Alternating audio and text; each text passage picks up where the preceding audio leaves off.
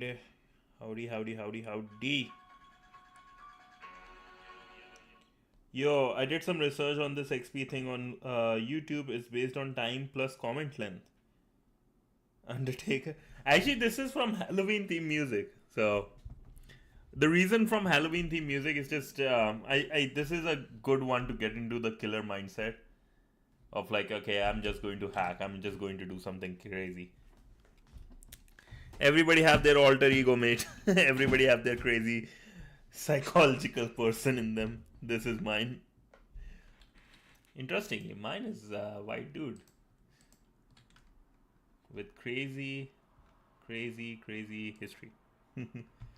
Yo, Idor, what's up? What's up? How you doing? Yo, Wrench, you always go hard on me though. Like, holy, especially in the Discord, you go hard on me so much. I'm your brother, man. Okay. But today we'll focus more, right? We'll focus on our stuff. As I was just. My second personality sleeps all. Dude, do you know one interesting thing? When the first time the COVID wave happened, right? I was so. Like, I was, I think, in my third year, right? Ending. I was so tired of everything. I slept for days. I just woke up, ate something, and slept. For 3 days, I just slept and eat. That's all I did. I was kumkar. Great arrange game. Dude. Hard on, what do you mean by that? Dude, like, it takes like 5 minutes. Yo, hi Shriram. That's hilarious. Oh, nice. Okay. But let's just get started because I know we'll be hitting some big numbers today. I'm going to use, actually, I was looking at Active Directory and I was getting some issues earlier. So I just thought, you know what? In COVID, I just hacked and learned HTML, CSS, JavaScript. Nice. But yes, I was saying I was looking and I was having some issues with my connection issues with the configuration file for this network specifically, because network configuration file, same steps, but for some reason the connection was for this was way worse compared to just like using a simple one, a simple, what's this called, a simple CTF machine. So I'm just going to keep this one up, easy to do, and we have to just go through quickly the DNS stuff. So we'll go through that, and then we can start working towards all this stuff.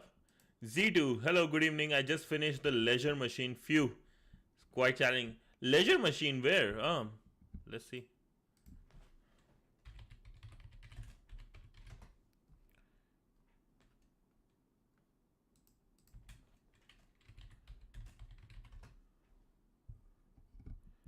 TryHackMe walkthrough. Okay, it's on THM.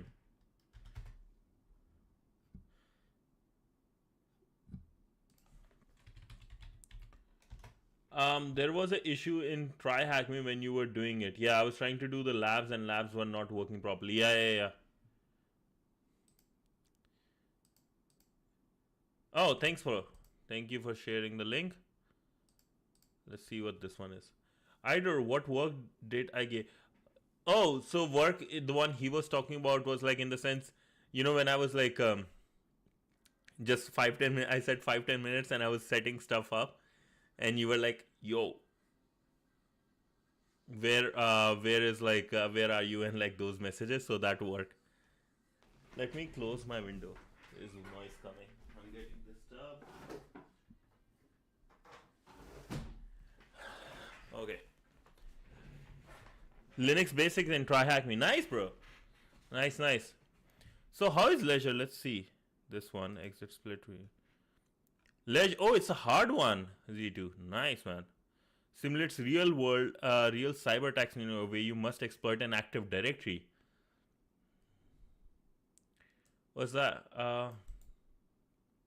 Sorry, I need to translate this. I don't understand. You told me. Okay, I'll turn on the captions. One sec. Can you understand now?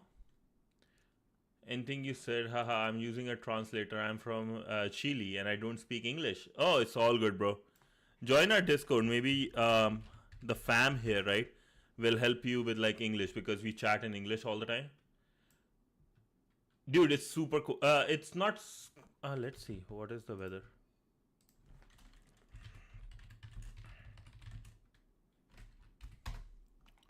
14 degrees. Oh, yo, Ren said he knows a guy from Chile too. Dude, you know, I think Chile has the longest. Chef Few, his name. The guy is a hacker. Oh, nice. That's good to know. Like people from various places, right? Especially with hacking, because if you go to a different country, you know somebody you can chill and like hang out with same mindset. Dude, this is interesting. Active Directory box. Leisure. So if anybody is there, Z2 from Twitch is here to help us for this. Okay, but let's focus on our Twitch. Sorry, on our TryHackMe, right, and get this thing going because I know like we have been lingering around it, and I promised Rabbit I will help him with like some of these stuff, even though he's not here. So kind of sad. I haven't seen him. Okay. So we are here. Let's set up the DNS quickly so we can keep working. You guys ready for some hacking? Hacking. Okay. Let's go. Let's do it. Yeah. I just have to change this IP address quickly. Let's do it. Yeah. Dude, I'm pumped today. I didn't sleep much last night, but I'm just pumped now. You know, after a point, once you are sleepy, I did slept a little bit during the day time. But like, you know, once you are a bit sleepy, and after that you reach that threshold where you're like, for some reason, not sleep at all. Lock in. Yes, sir. Let's do it. Okay. And resolve. Config. This one too. Thanks to wrench. So we have this. Our host. And the command to use. NS lookup this one. To see if the DNS is active or not. Hold up, there was one more before this. Okay, NS lookup this one. Copy that.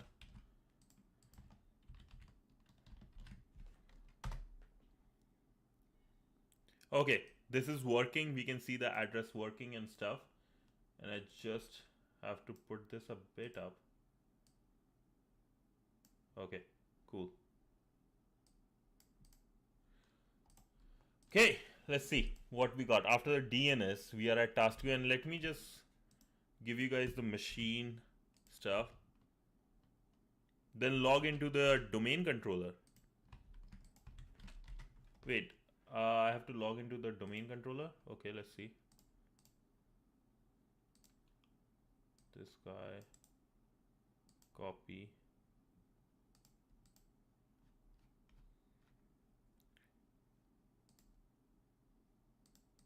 Is there a place where it mentions I have to log into the domain controller?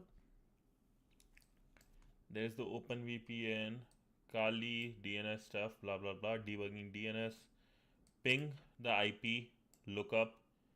Okay. I think we don't have, they don't mention it, but I would love to try and do it. Anyways.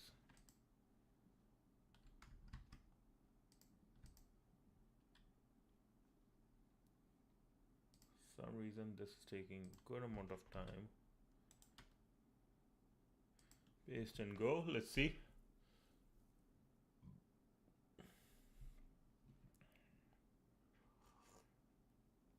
If you want to do this in GUI mode, then you check the network manager and do it from there.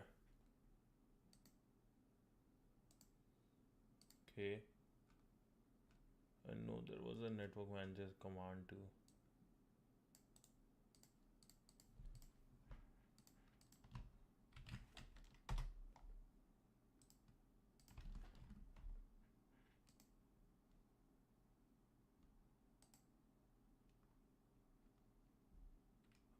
Okay. And just look at network manager. Where would that be? Is there one here? A GUI proper one? Hey, what is the purpose of the ping command? Ping command is just to see, like when you go on computer to see if your internet is working, you go to google.com. It's the same thing. To see if you're able to reach a particular server or not. Just like you're checking, are you able to reach google.com or not?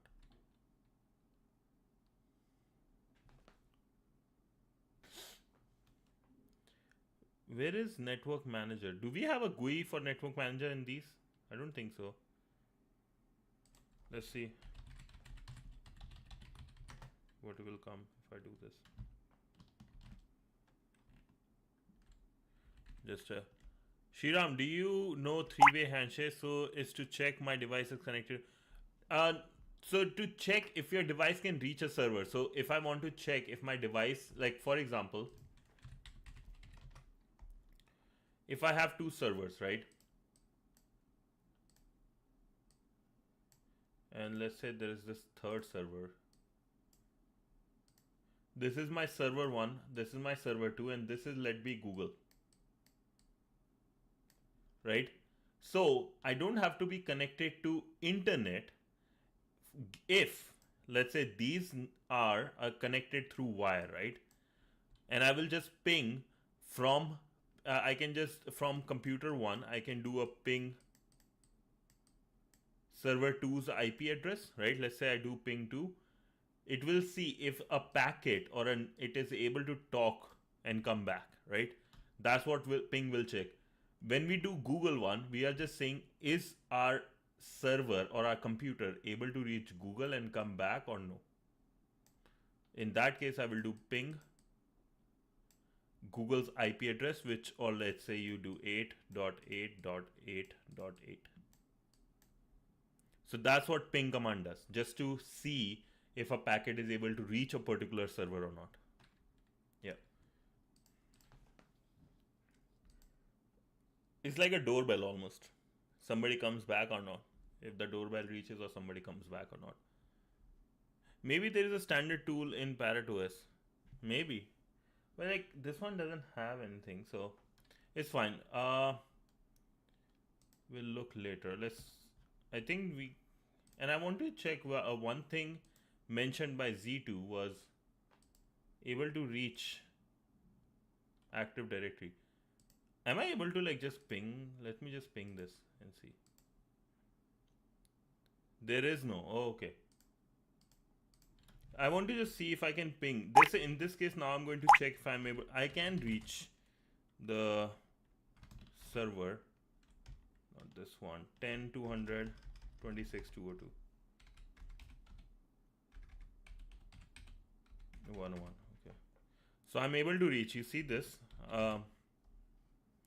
4 packets transmitted, sent by me. 4 packets received back, and 0% loss. So basically all the packets, all the messages I sent to the server came back, and some extra information like how much time it took and blah blah blah.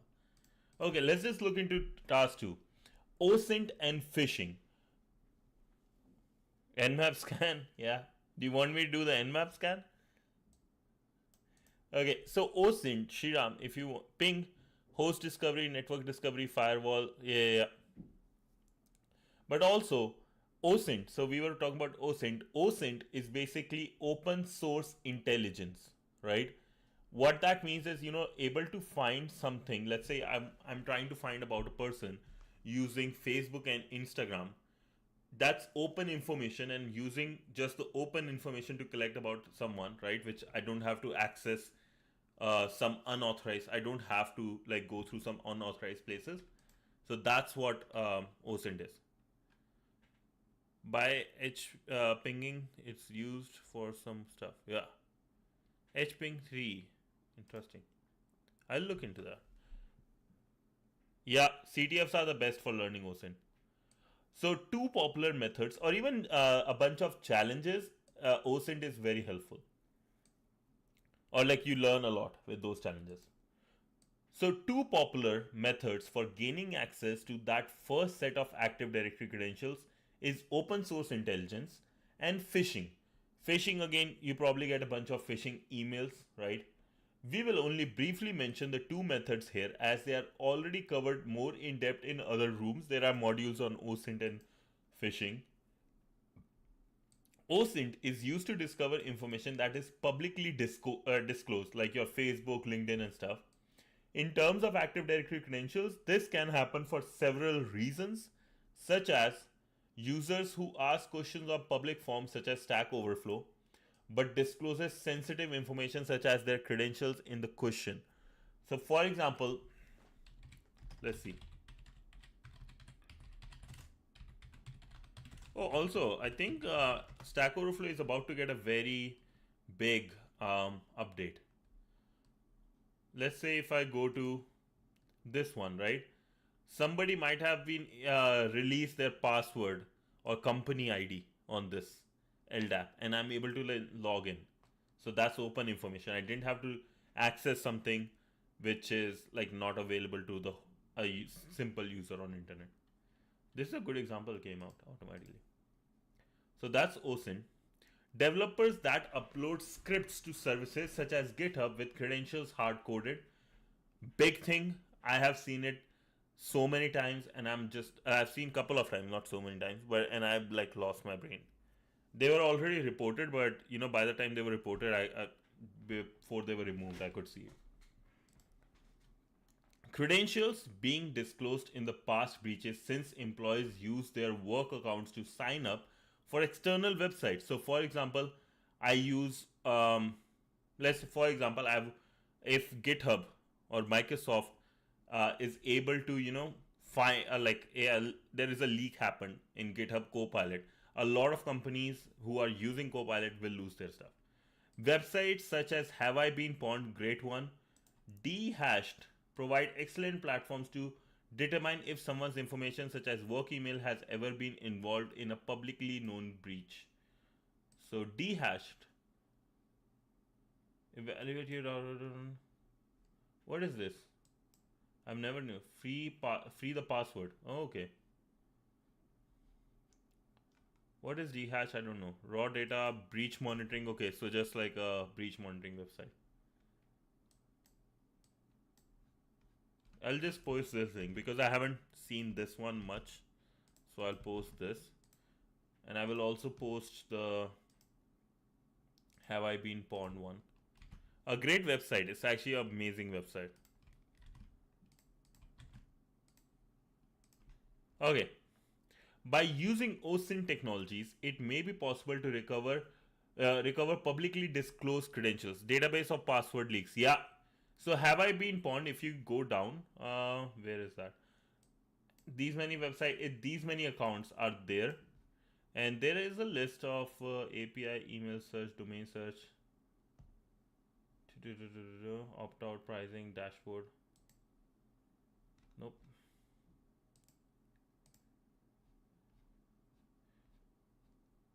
Think somewhere here they mention a bunch of passwords from where they got the most stuff from.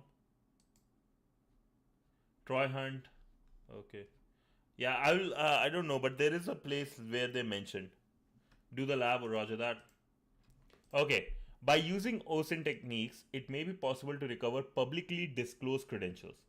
If we are lucky enough to find credentials, we will still need to find a way to test whether they are valid or not, since OSINT information can be outdated. Because if my leak came out, right, I'm changing my password with all these good technologies out.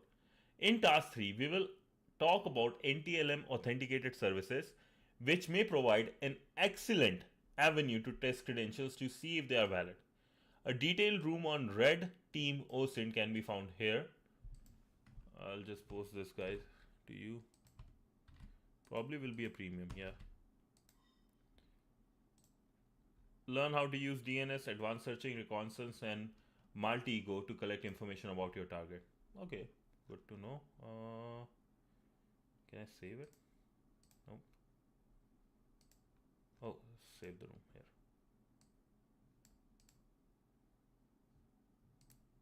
Okay, phishing. Phishing is another excellent method. Is also actually one of the most popular ones because people do click all the time on this. Is another excellent method to breach Active Directory. Phishing usually entices users to provide their credentials on a malicious web page and ask them to run a specific application that would install a remote access Trojan in the background. This is prevalent method since the rat would execute it in the user's context, immediately allowing you to impersonate that user's activity. I will send you phishing email now as Google. Okay. I'm able to. I haven't ever got scammed through phishing. I don't think so. I don't remember as far as I know. But basically, if you want to know rat, right? Rat is basically a remote access Trojan. It's like a backdoor. Like Shriram, if you want to understand, it's like, imagine somebody came inside your house and you don't know about it, right? You are not able to see them, and they can open any door in the background whenever the person who asked them to do it, or like whenever the hacker wants. So that's remote access Trojan. Very, very hard to find for some places. This is why phishing is such a big topic for the red and blue teams. A detailed room on phishing is found here. We can do this as well one day. I like this one. I've seen some contents of this room before. They do a proper, like a whole detailed game in this. I understand OSINT and how it can be used to breach Active Directory. I understand phishing and how it can be used to breach Active Directory. What popular website can be used to verify if your email or password have been exposed in publicly disclosed? So have I been pawned? Easy answer. Oh, you have done this. How was that phishing one? How was it?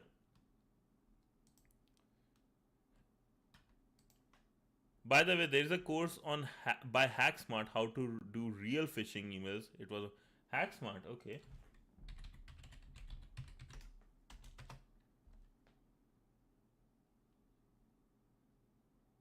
HackSmart.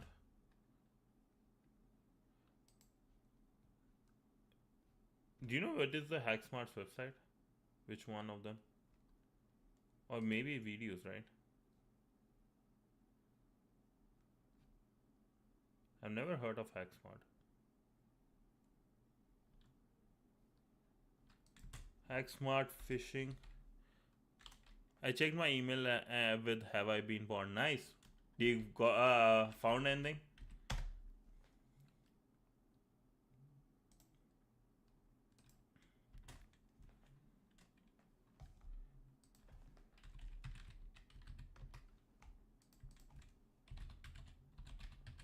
I'll send the course link. Okay, thank you, boss. Yeah, we'll look at that. Oh, one breach is paid. That's fine. We can at least look what they do, so it will be nice to know. Lifetime access. That's good. That's good. Just like TCM.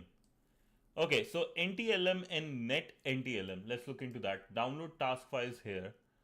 Okay, need to do interesting stuff now. New technology LAN manager. So NTLM is the suite of security protocols used to authenticate users' identity in Active Directory. NTLM can be used for authentication by using challenge response based schema called NetLTLM. This one we did because challenge is like an extra piece of information combined with your password or credential, creates a response. You send the response back, and that's also checked, compared basically at the server. This authentication mechanism is heavily used by the service on a network.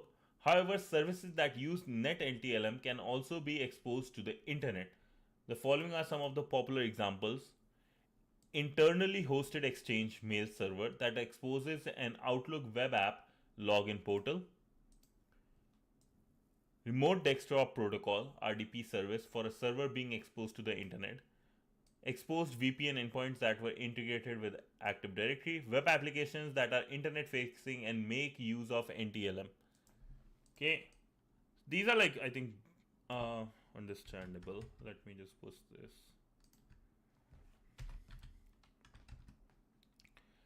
Net LTLM, also often referred to as Windows authentication or just NTLM authentication, allows the application to play the role of a middleman between the client and the Active Directory. So I think we had this, right? Somewhere I made this. Nope, not anymore. Okay, that's fine. What happened to this? Okay. So basically NTLM authenticate application to play the role of a middleman between the client and Active Directory. What that means is, let's say if we have myself and Active Directory. I want Active Directory to give me service or something, right? So what NTLM will do, or NTLM server will be in the middle. Here, let's draw 3 lines. I will tell NTLM I want to do authentication. NTLM will create a challenge, actually. Creates a challenge and asks me about my credentials. I send the credentials plus challenge equal to response. I send this response here, and this response along with challenge is sent here. Yeah, we did that. You guys remember it, right? So you got that. So response plus challenge, Active Directory verifies it and gives me the authentication. It's good I remember that. So all the authentication material is forwarded to a domain controller in the form of a challenge, and is complete. If completed successfully, the application will authenticate the server. This means that the application is authenticating on behalf of the users and not authenticating the user directly on the application itself. This prevents the application from storing Active Directory credentials, which would only be stored on domain controller. This process is shown in the diagram here. So basically here, that means the application is authenticating. So NTLM application is authenticating on behalf of the user, saying, okay, is this person legit or not? So what happens here? Application user request access, the server, the whatever the server is, or let's say AD server, NTLM server. Server sends the challenge, client sends the response with the challenge, right? Server sends it to domain controller compares it and sends back. So now is brute force login attacks.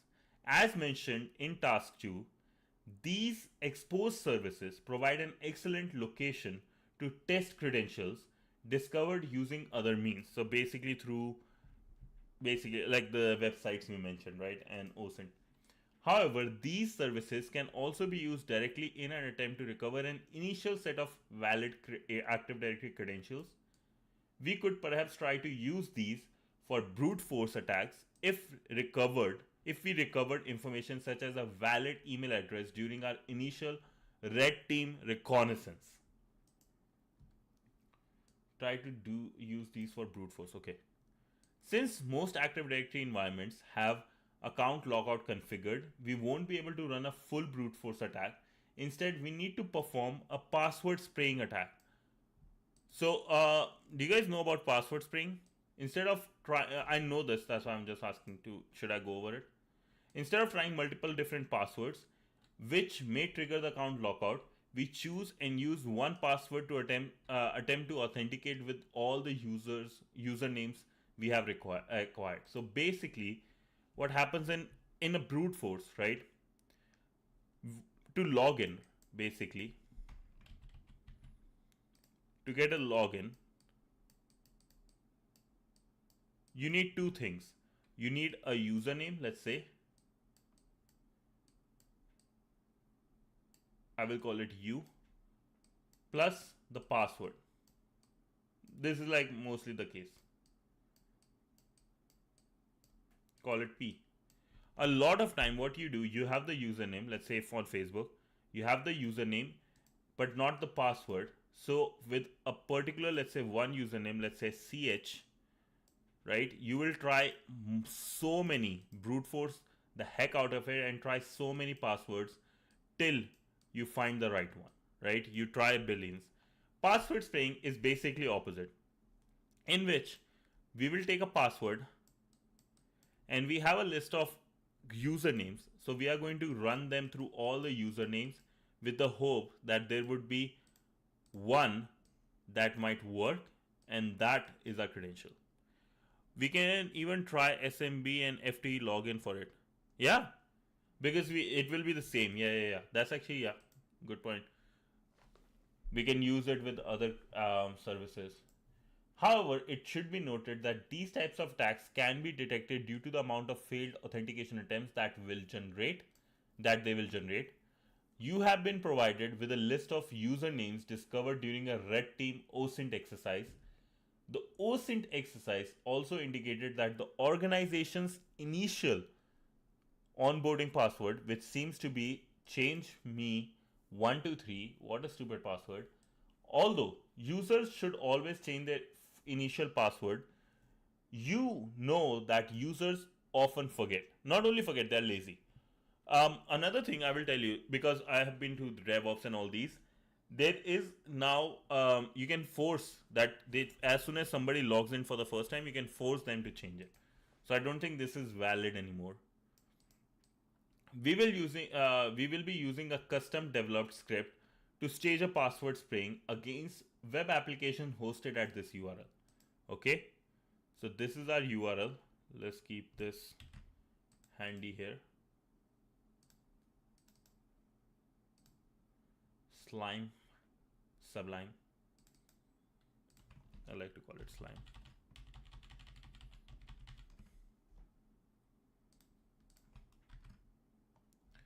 Okay, navigate to the URL. We can see that if that it prompts us for Windows authentication credentials. Okay, I can't just go here. That's the issue I'm facing.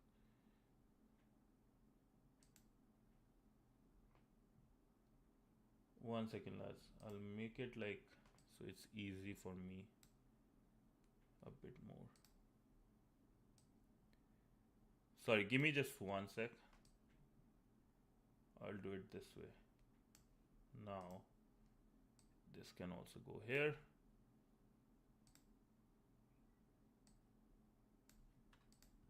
Okay, beautiful. And what's this last thing? Nope, don't log in. So I'm getting this username and password, and I want to just see 1 sec. What is this? Okay, it's the same color, just the color. So I'm getting username and password. Now let's see what they have for us. Firefox Windows authentication plugin is incredibly prone to failure. If you want to test credentials manually, Chrome is recommended. Do we have Chrome here? Web. Good job, nothing. Internet. Good job. Okay, I need to set it up properly before then. Okay, we could use tools such as Hydra to assist with the password spraying attack. However, it is often better to script up these types of attacks yourself, which allows you to have more control over the process. A base Python script have been provided in the task files that can be used for password spraying attack. The following function is the main component of the script. Okay, am I able to drag and drop some files? Let me just quickly check if I can drag and drop a file here.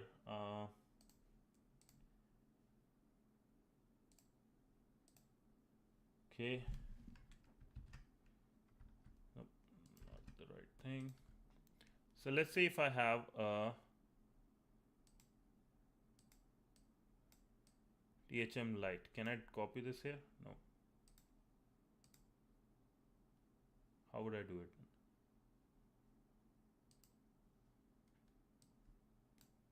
Nope.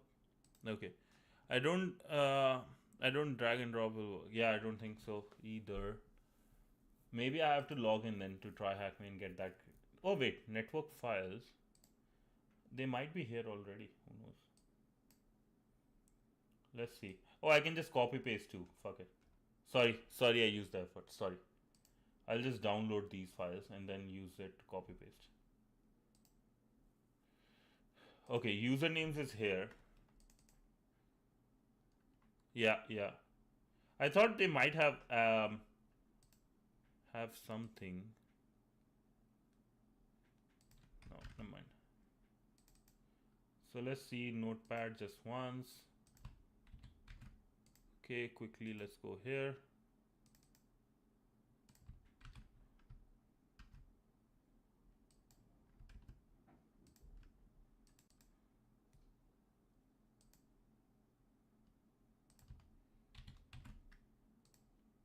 Okay, close this guy. Okay, this works now. Now let's quickly see. The second option in the sidebar is for copy and paste. Yeah. This one, right? This one is from the clipboard. This one is all the Windows ones. It's fine. It's fine. Okay, so let's look. The net entry element, we did this, blah, blah, blah. So we have the usernames. We discovered that from the given to us. And we have a Python script and the URL. So the following function is the main component of the script. So password spray, self, makes sense, password and URL. Starting password spray using the following password. Valid credentials 0. Ask ChatGPT to make the script even more faster. Dude.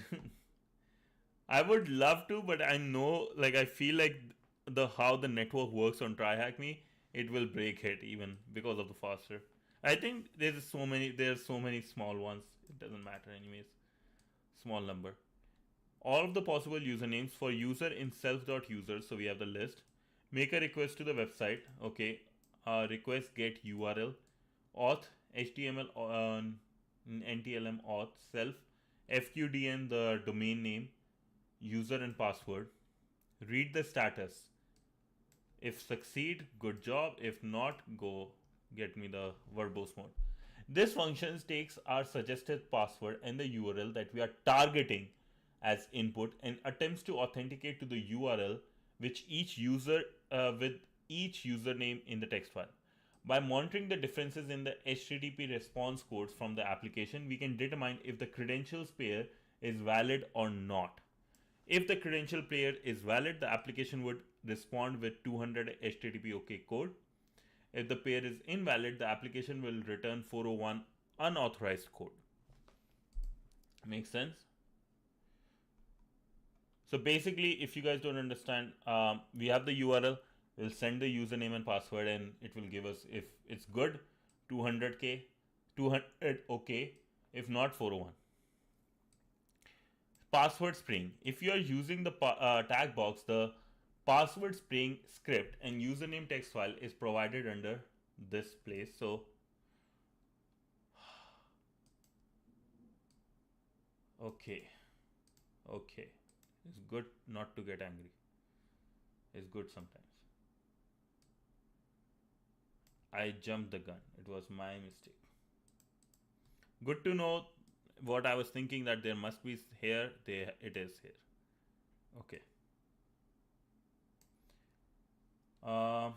Let's just go over C. There's no like that way. Okay. Nope.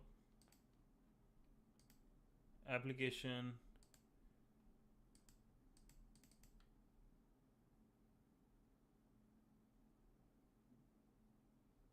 I have to go through terminal anyways then. Okay.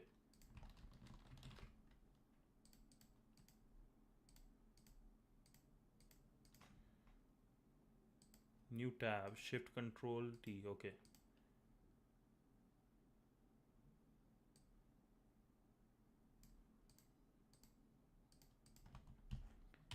Why this keeps going small? Okay.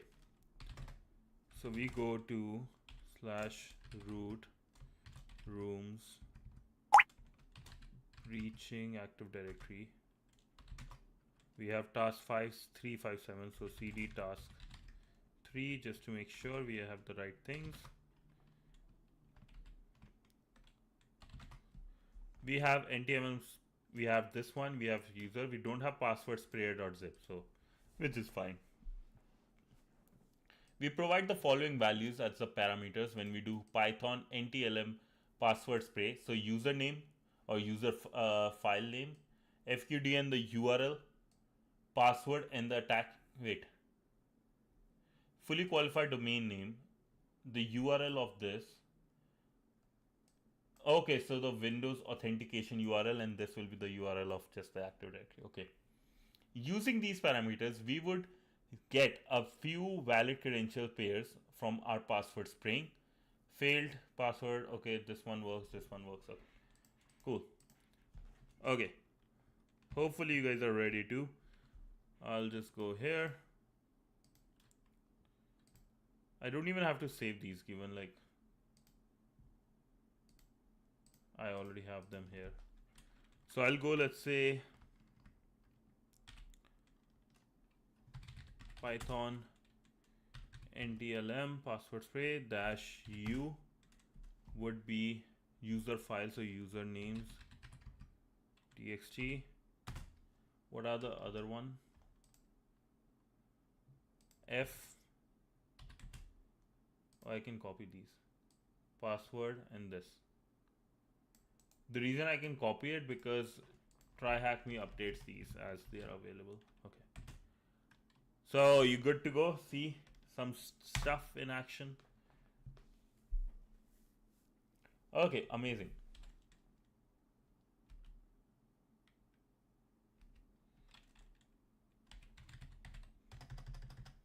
Pip install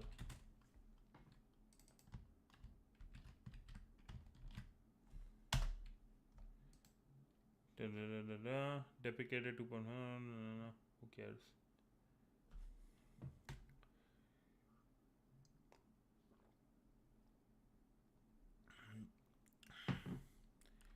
VNB, yeah.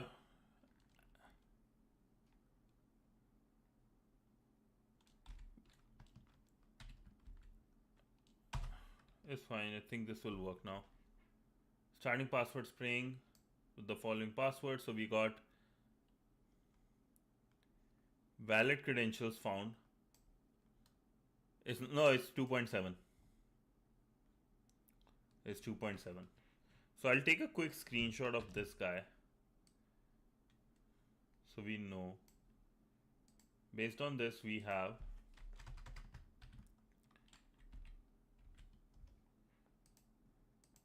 who all do we have? Holier. Where is the? Oh, I closed the notepad. In a new Python version, it does not let install pip module without. Yeah.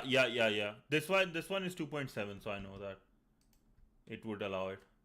And the reason I want to do, like, I don't want to go the route VNV route or virtual environment route is because, like, in this case, at least on the one I have, I know in 1 hour it will be gone, so don't want to go through the hassle.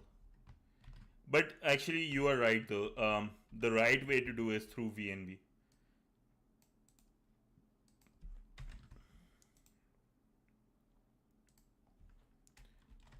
Dude, quick question, Wrench. Do you write a lot of Python code for your own scripts and stuff?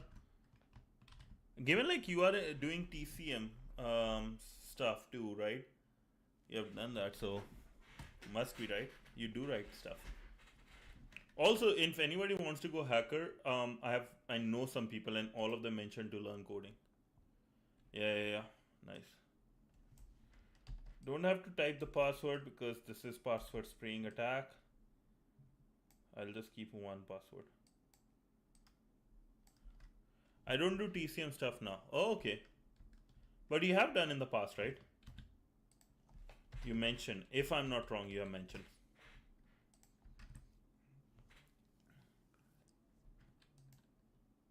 Okay, so we completed these and we got like a bunch of username. Using a combination of OSINT and NTLM password spraying, we now have our first valid credentials pairs that could be used to enumerate Active Directory further. Yeah. What is the name of challenge response authentication mechanism that uses NTLM? Answer this, lads. Answer this. What is the username of the third valid credential pair found by the password spraying script? I will give you that. How many valid credential pairs were found? I think this one I can do 4.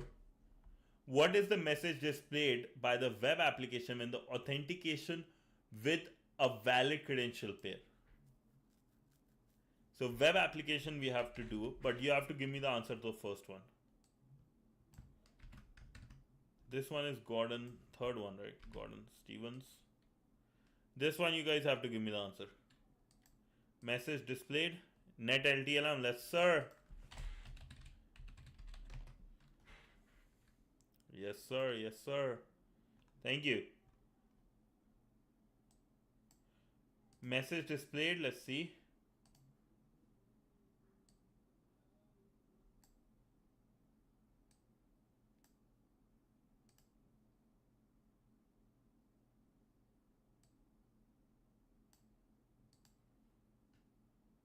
Let's close this for a second. We had, okay, let's quickly let me see. Why do you think I would it would be hello world? Why do I think? Oh, why? Because the lab is for starting. I mean, no. You are not a noob. Like, you are nowhere near a noob. I am a noob. You are nowhere a noob. You are like, you give me the feeling of those students who are like the top in the class, and you're like, Ghost! Oh, here comes the stupid Active Directory. Yo, we have Ghost back in the building. Yup, Active Directory Labs, man. But actually, Wrench, you know what you give me what you remind me of? Pro guys always say they are new. Dude, that's the same thing, right? Like, I'll say this. Yeah, I went for some client visit. Oh, nice. How was it, Ghost? And also AIB, college, university, placement. This guy you see, this third guy here, he is a perfect demonstration of what you are. Guy stays in Google, world 30 under 30. It's like, yeah, it's nothing, bro, nothing. You are that person, man.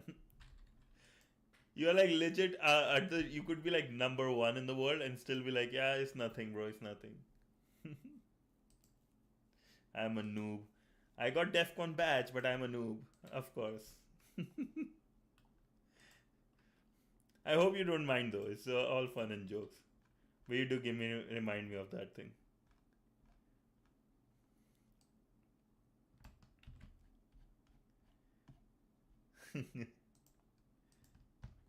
Okay, so we have this one. Let's see. Nah, bro, I have many people who are way, way, way bad. How could visits are always stupid? Yeah, this video. Yeah, dude, I like AIB was like way ahead of its time. Not going to lie. Change me 1, 2, 3. Ghost, come on YouTube. It's fun. So I can't tell myself, I can't call myself a pro. Dude, this is crazy. It is hello world. Oh, bro. Wrench, you hacked it before even I could do anything. Oh yeah, I forgot hopping on YouTube. Thank you so much. It's easy to manage because everybody can see what's going on. You also have a lot of people behind you. Dude, the guy, Wrench could be like, a mafia type person in hacking. He's like, I'm a noob, but might have a whole army. Probably some might be like standing outside my house. The syntax also says it. Yeah. Yeah, I see. Okay, now we have LDAP bind credentials. How much is that? We have LDAP, then authentication relay, which is an interesting one, of course. But okay. So LDAP, another method of Active Directory authentication that applications can use is lightweight directory access protocol. LDAP authentication is similar to NTLM authentication. However, with LDAP authentication, the application directly verifies the user's credentials. So in our case, earlier we had these another mix, another server, or it here, right? A middleman. In this case, we would have Ghost is here, baby. I'm starting some reverse engineering from today. Been long since I reversed anything. Nice. He could one of from phones. Yeah, he could be one of the pandas. 100%. The wrench could be one of the pandas, man. Oh, sorry, bears. Put in bears. I keep saying panda. And so what we are seeing here is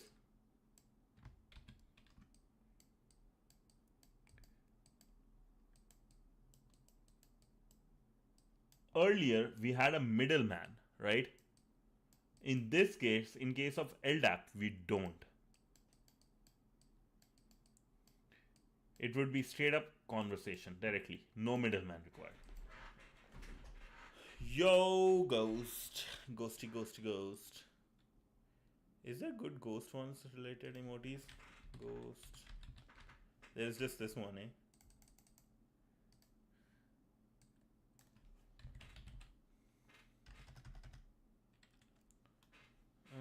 Yeah, I think there's just this one. Okay. Before I lose my sight again and I should focus. Okay. So we have LDAP, another way to authenticate. With LDAP, the application directly verifies user credential. The application has a pair of Active Directory credentials that it can use first to query LDAP and then verify the Active Directory user's credentials. LDAP authentication is a popular mechanism with third-party, non-Microsoft applications that integrate with Active Directory. These include applications such as systems such as GitLab, Jenkins, custom developed web applications, printers, and VPNs. Okay. With third-party applications that integrate with Active Directory. So this is just specifically for applications, I believe.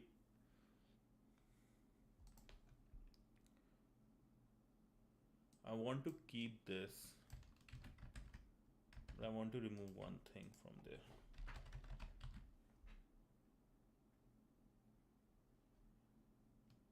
So it has the application, so it is basically more used for LDAP. Like LDAP is mostly used for application, but is LDAP used for?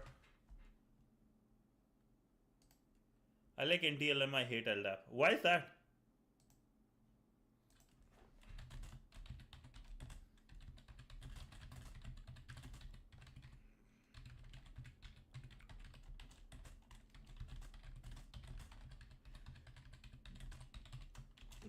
I want to understand because I have heard of LAD. I'm an idiot. Why I keep typing wrong things? LDAP, not LAD. So LDAP, yes, LDAP is widely used for user authentication in various environments, including enterprise network application web platforms. LTMLM is a bit more complex, so it's harder to configure. Many mistakes. Oh, I see. Centralized authentication enables organization to keep user credentials in a central directory like a database or IAM system. IAM is actually stands for, if people who don't know, IAM. This is how you say it. Identity and access management. Very popular in cloud environments or cloud users. Client server model, application or services acting as client and send authentication requests to LDAP integration, Microsoft Active Directory, Jenkins we heard, and stuff like that. Okay. Need to look more into this. If any of these applications or services are exposed to the internet, the same type of attacks as those leverage against NTLM authenticated systems can be used. However, since a service using LDAP authentication requires a set of AD credentials, was that, you know how strong is LDAP when the most common attack comes from NTLM relay? When the most common attacks come from NTLM relay to LDAP. Can you explain that? I don't get it. So,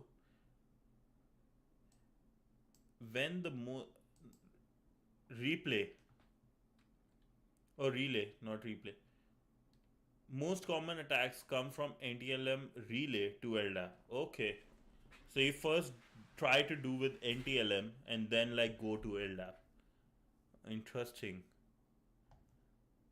So like your NTLM is basically your go-to even if somebody has LDAP there. So you don't want to touch LDAP. Interesting to know. This is good to know. I need to look more. Got it. Thank you so much, Wrench. This is like very helpful. These things I will remember when doing it right in future. So thank you so much. However, since a service using LDAP, if any of these applications or services are exposed to internet, same type of attack can be leveraged. Got it. However, since a service using LDAP authentication requires a set of Active Directory credentials, it comes up additional attack avenues. In a sense, we can attempt to recover Active Directory credentials used by the service to gain authenticated access to Active Directory. So basically what they are saying, LDAP requires Active Directory credentials, right? There is no middleman. So that opens more attack surface. But you said it's already hard. For example, because Active Directory credentials will go on LDAP, like the app which use LDAP, we can use that, find a problem in those applications. The process of authentication through LDAP is shown below. Okay, let's see. User sends printing request with Active Directory username and password. Printer uses its Active Directory credentials to create an LDAP bind request. The domain controller provides bind response. Printer request LDAP user search. Users search response. Okay, LDAP bind request with user credentials. Server sends bind response. Okay, so I think then in this case, like you are searching for users, so number 4 and the number 6 where things can happen, right? If you could gain a foothold on the correct host, such as a GitLab server. Oh, I think Hyperion did found some GitLab related stuff. Well, okay, never mind, not related to this. If you gain a foothold on the correct host, such as a GitLab server, it would be as simple as reading the configuration files to recover these Active Directory credentials.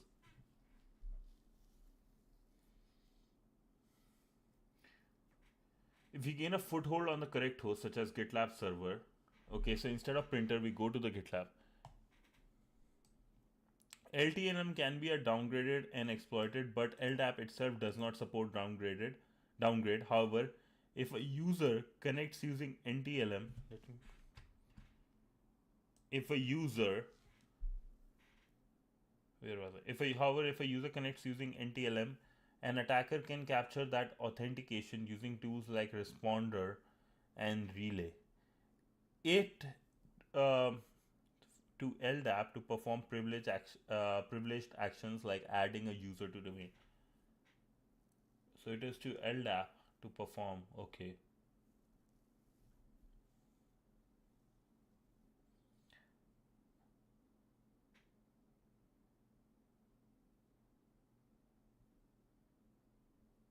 Sorry, give me 1 sec. My brain is processing. Sorry. So can be downgraded and exploited. Got it. So LDAP itself does not support downgrade. However, if a user connects using NTLM, okay. So basically LDAP hard to exploit, hard to get hold of, but through NTLM I can. Maybe it is a very complex. No. This is good. Like it is complex today, but tomorrow it will be understandable. So this is how it's good. Thank you so much. This is big. Thank you so much, boss. Hey, that got you 100 XP, so that's awesome. Okay. So you can just do these, right? Get that up. Um, what I was saying, these credentials often stored in plain text in configuration files, such as since the security model relies on keeping the location and storage configuration files secure than its contents. Hack the algo. Yeah, you did. You promised yesterday you'll find a way. Now you did it.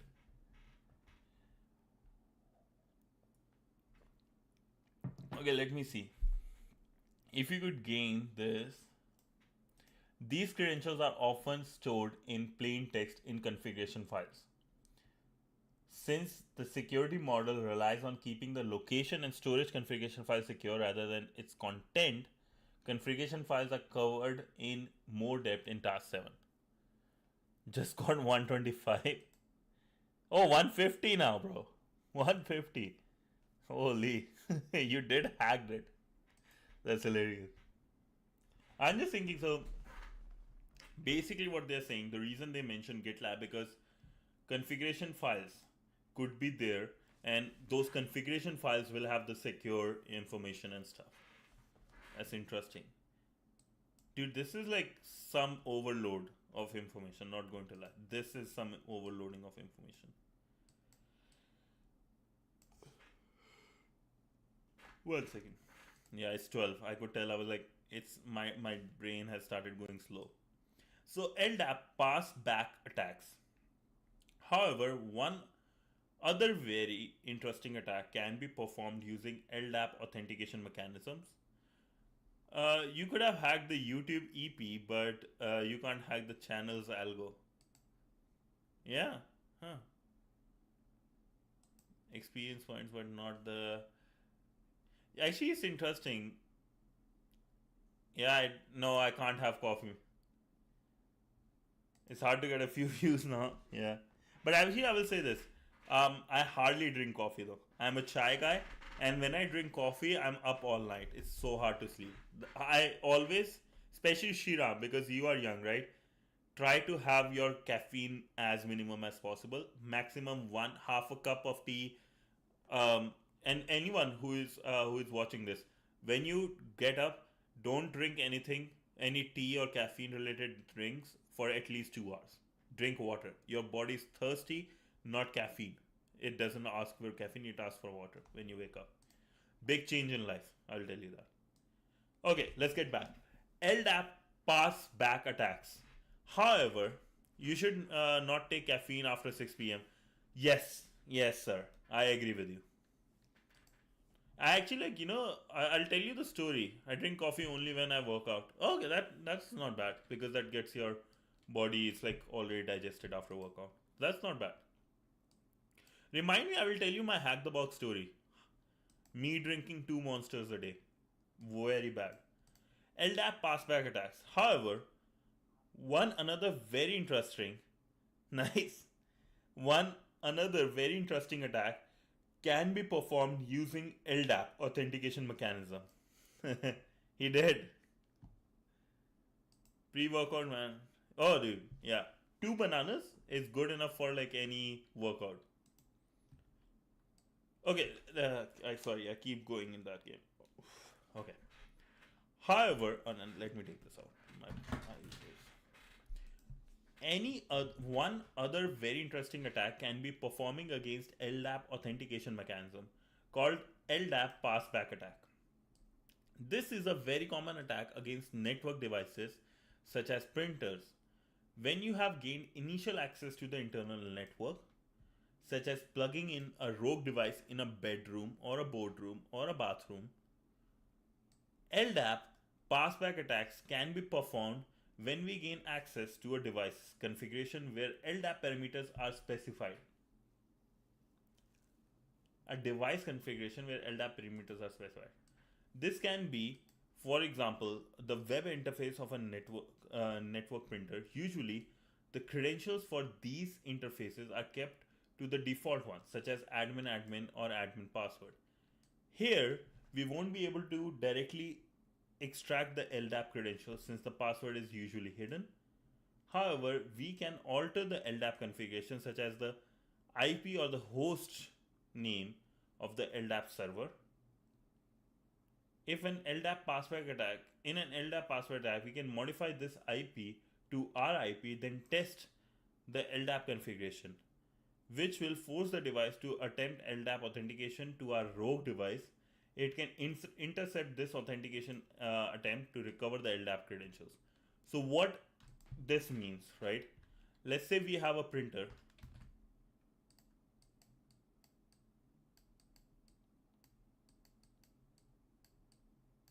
This is our printer. Poor lad. This is the good Active Directory. This is the bad. LDAP is hard only because of Kerberos. Okay. Dude, I need to like really go good at that. This. Okay. So quickly explaining. This is the Active Directory original or good one. Printer is connected to this, right? Because it has like, let's say, Active Directory IP mentioned as 1.1.1.1. What we did is said, hey, this is the wrong, we removed this as attacker, we removed this and said the right IP is 2.2.2.2, which is the bad, our rogue device.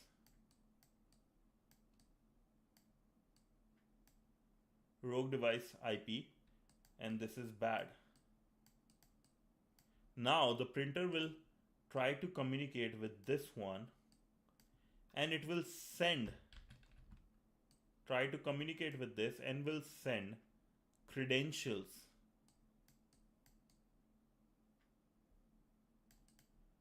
Now what we can do is we will first able to see, and we can also like send this traffic here and back without raising any crazy suspicion, but we will get the credentials. Like almost, we don't even have to do this. This is like not needed, but good to know. Performing an LDAP pass attack. Ooh. Okay, I think we will be touching Kerberos, right though? There is a network printer in this network where the administrator website does not even require credentials. Navigate to this to find the settings page of the printer. Oh, not here.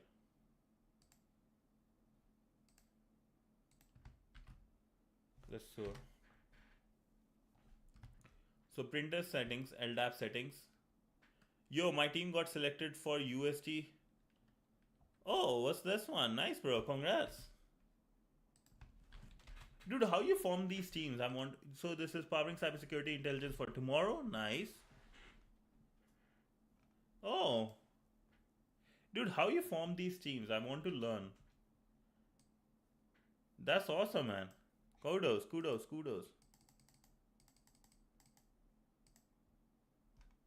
Attaboy.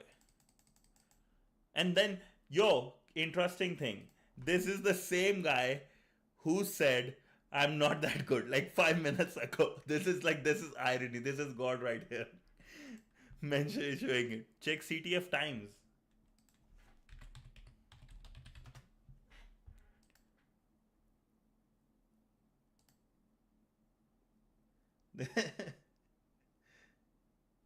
And you mentioned UST. Where is UST? Just.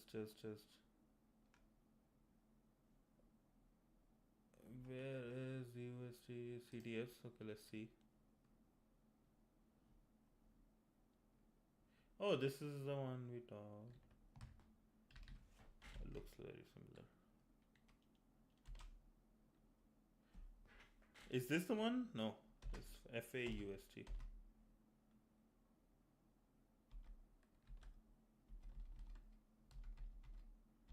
Where is it, boss? Can you provide the link?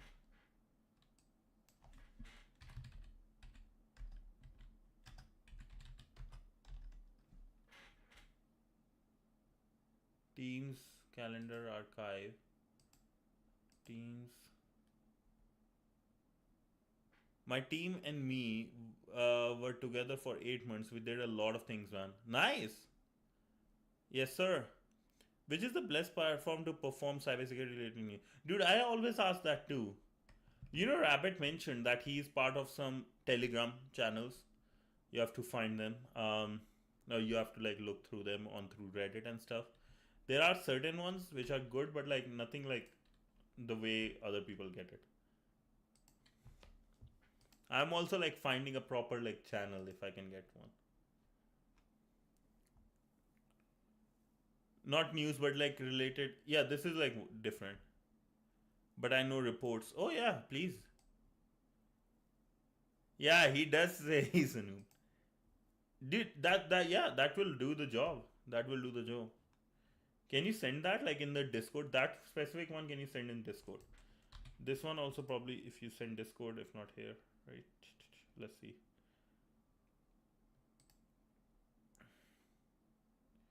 Hands-on phishing is here. Pentester land.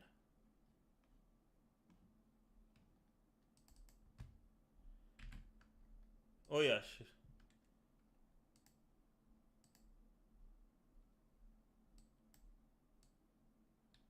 About offenses, okay, sharing knowledge. Oh nice. Good to know. What about this one? The USG powering cybersecurity. Oh, it starts in 16 days. Nice. Speakers, big people, big people.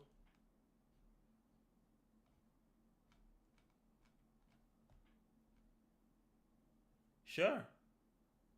Call for papers, workshop, our team. Colors of USG. What is your team name, boss? Oh, nice.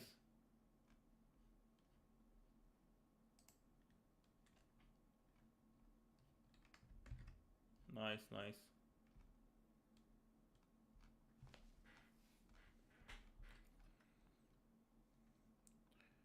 I was saying CTF time for finding CTFs on ongoing CTF challenges. Oh, okay. Dude, this is good then. Let me save this again.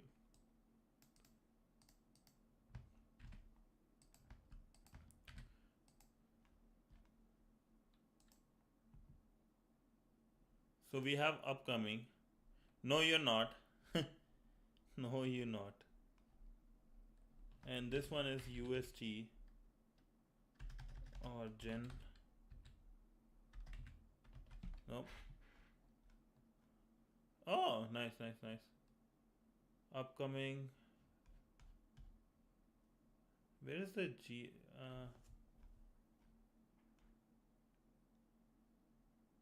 RTA headcount.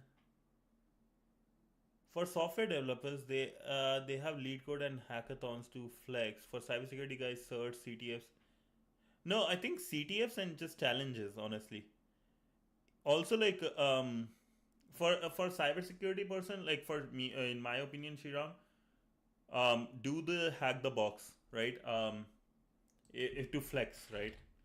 Two things. I first on TryHackMe would be the leaderboard.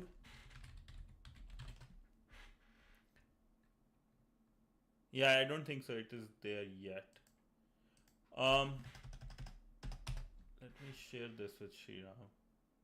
So Shriram, when you go on TryHackMe, right, and you go to where is the leaderboard? Compete leaderboards. This is a great place. It's a great place because Ode is use this thing general.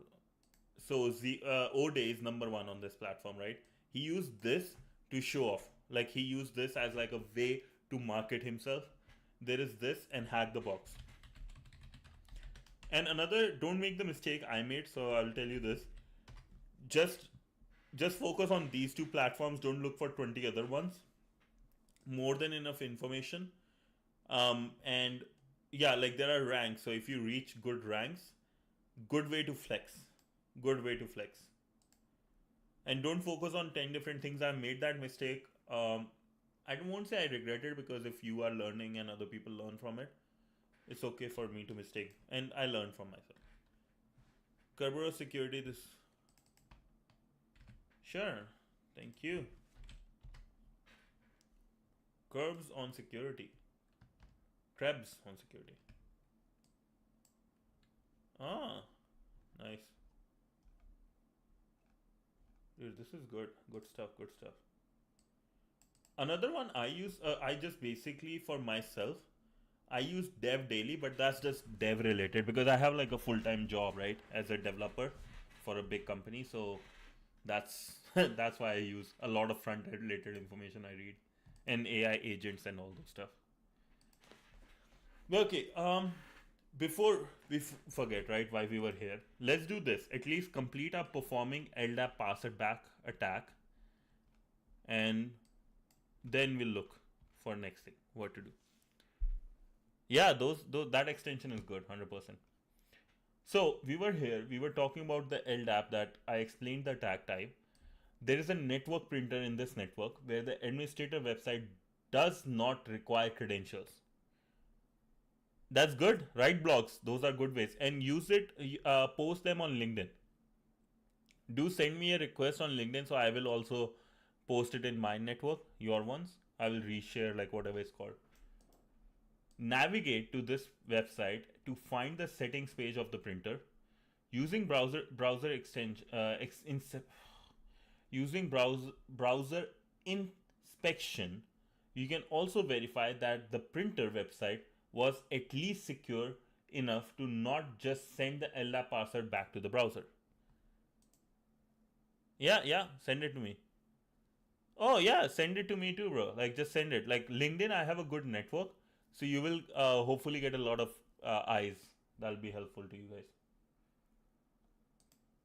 I haven't touched LinkedIn in a long time. I had a good network. I was talking to a bunch of people on daily basis, but I've been so busy now.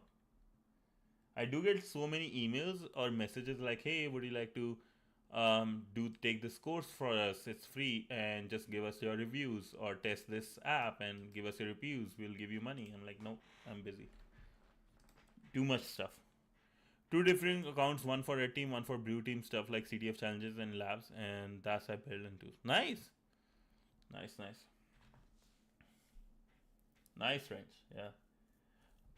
Okay, sorry, I have to focus on this. I keep forgetting. So when we do the inspect, we have CH. Do you wanna do some CTF that I made for my CTF team? Yeah, 100%. Yo, Idor, what's up again? I would love to do it, bro. 100% I would love to. And even I would love to promote it. That's how we build a community. I wanted to build a community, and that's how we do it. So we have this. I have the value. I have the server value. And the password, okay, nothing is shown. That's good. What else do we have? Test settings, input, okay. Okay. And there is settings page. Post request, form 1, action, settings page. Do send it to me, Wrench. I would love to. We can do it on a Sunday. That'll be nice. A good away from Active Directory and looking into these things. Run some does search on it.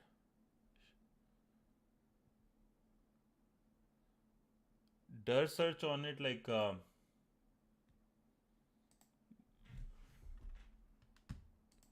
like directory, like look through like the nmap thing, or v or some vhost scan. But should we like because we are doing like what we are trying to do right now, just specifically right now.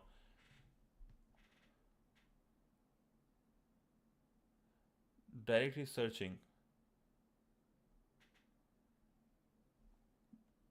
Can you explain like okay? Do you mean like directory searching? Where exactly directory searching? Like on the printer, you mean like the printer settings and stuff, or you somewhere else?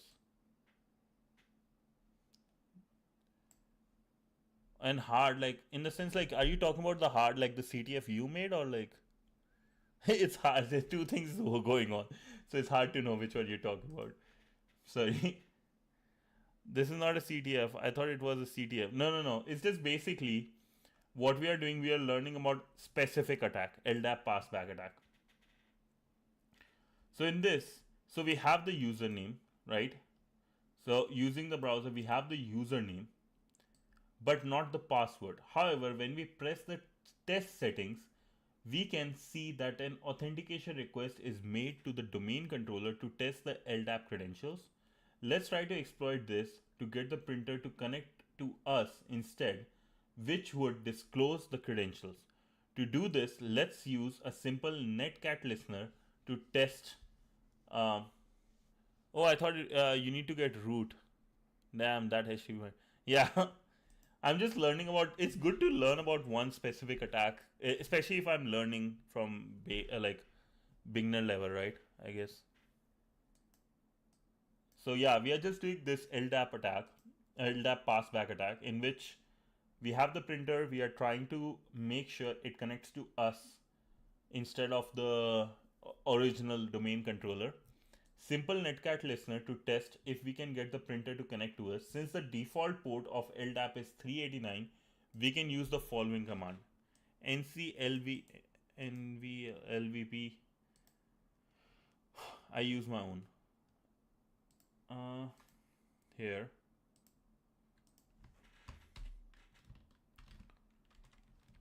NVLP, I use that.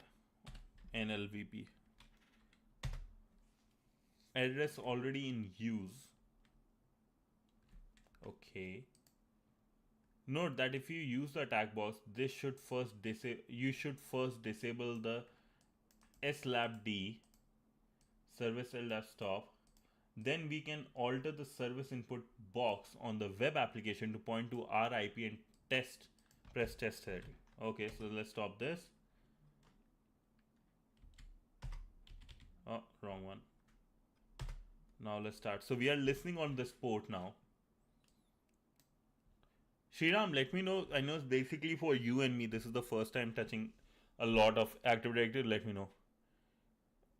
My IP of the box, I can run basically the stuff, but I always like to look at the URL.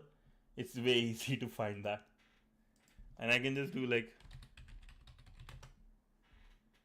it would be, where is it? 10.201.57.254.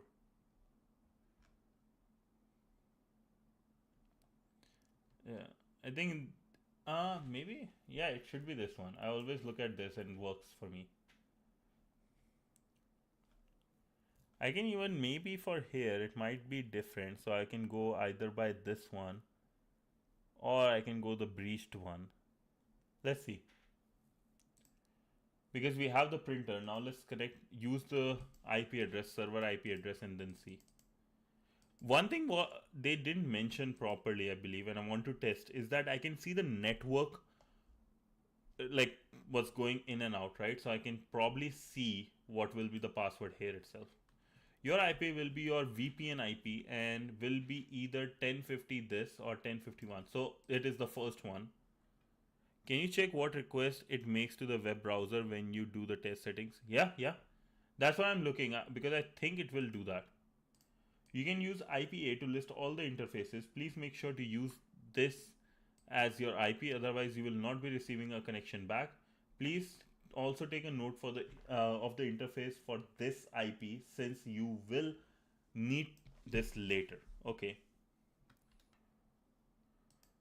Panda, what's up? What's up, everybody?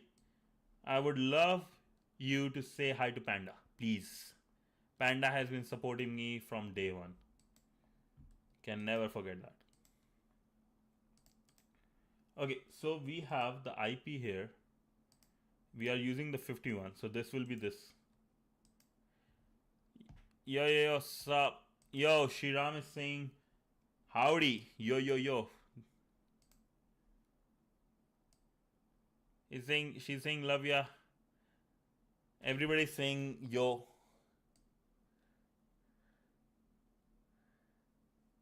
He, Panda is Kung Fu Panda.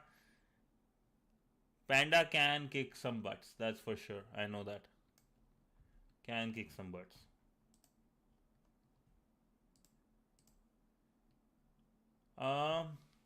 What I was doing though. Yeah, Panda can kick some butts with Panda's karate move. I know Panda has a black belt, probably. Hold up. What I was doing. Web request. Yes, thank you. Here, now let's test the settings. So let's see what is the setting say. Payload. Send me the payload. Yeah, probably a black belt. I feel like, yeah. I am two belts away from a black belt. Oh, wow. Yo, you got the answer. 2 belts away. Scary stuff, lads. Scary stuff. It's interesting the amount of variety.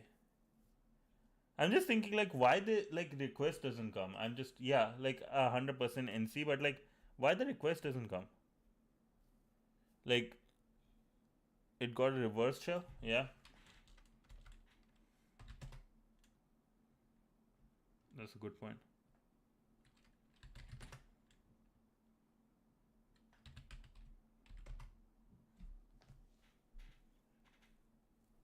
Connection received. I don't know what to do with this. Okay, let's see. You may require more than one try to receive a connection back, but it should respond within 5 seconds. The supported capabilities response tells us we have a problem. We do have a problem. Okay. Because it got stuck on the connection point with the NC, it continues state on connection. Yeah.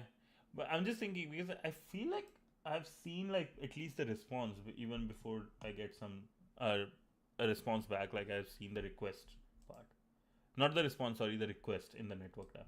Might be wrong with the NC, right? So support capabilities respond tell us that we have a problem. Essentially, before the printer sends over the credentials, it is trying to negotiate the LDAP authentication method details. It will use this negotiation to select the most secure authentication method that both the printer and LDAP server supports. So like a lowest common multiple type thing for authentication mechanism. If the authentication method is too secure, the credentials will not be transmitted in clear text. With some authentication method, the credentials will not be transmitted over the network at all. So we can't just use normal netcat to harvest credentials.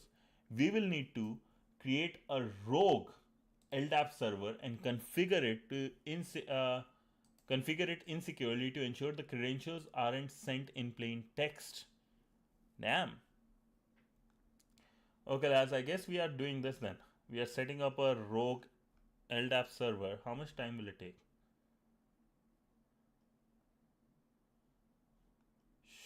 Okay, let's just do it. Let's just complete this so I don't have to restart everything tomorrow. Okay, hosting a rogue server.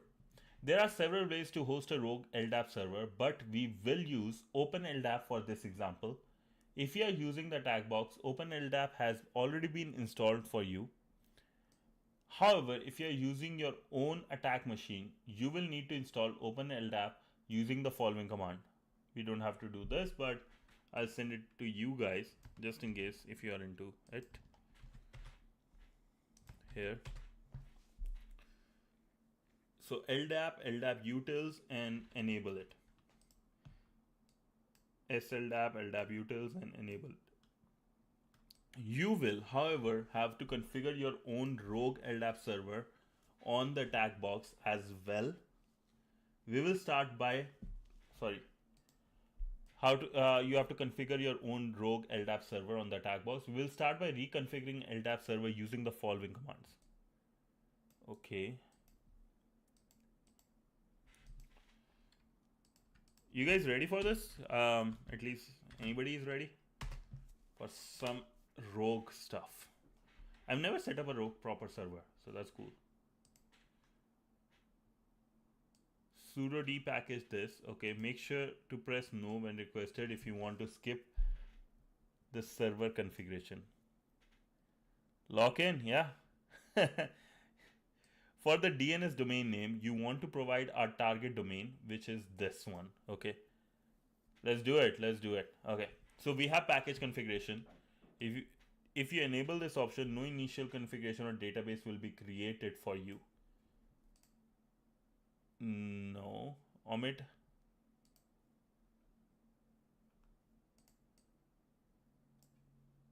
Okay, so we want to do it, and then we have to type this one. Okay, I did know. We were supposed to do no. Okay, this is good. EC2 internal, you know that is AWS.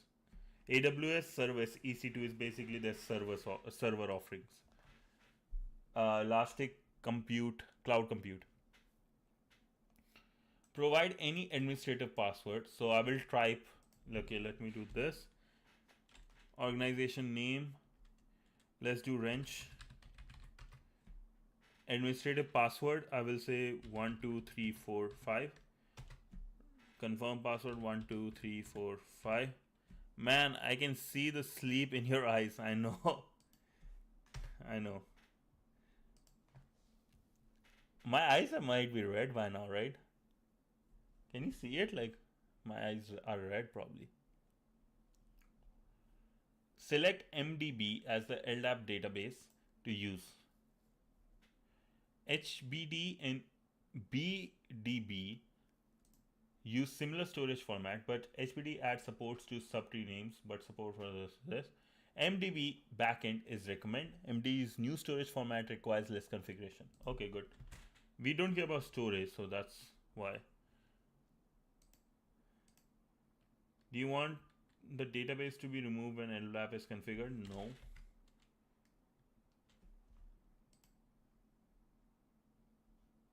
Yes.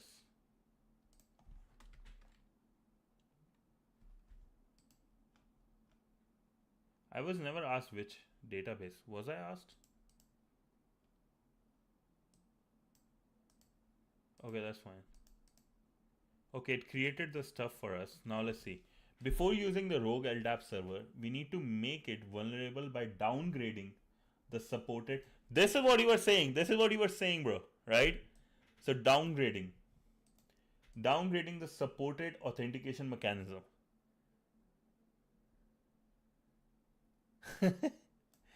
What is that he stole? The XP. So before okay, so downgrading the supported mechanism, we want to ensure that our dank meme. Oh, I see. Dude, that's hilarious. You guys are playing. Actually, want to tell you this. It was Panda's idea to add dank meme, if I'm not wrong. Is that where you put coins, you fish, and all those stuff, right? It was Panda's idea.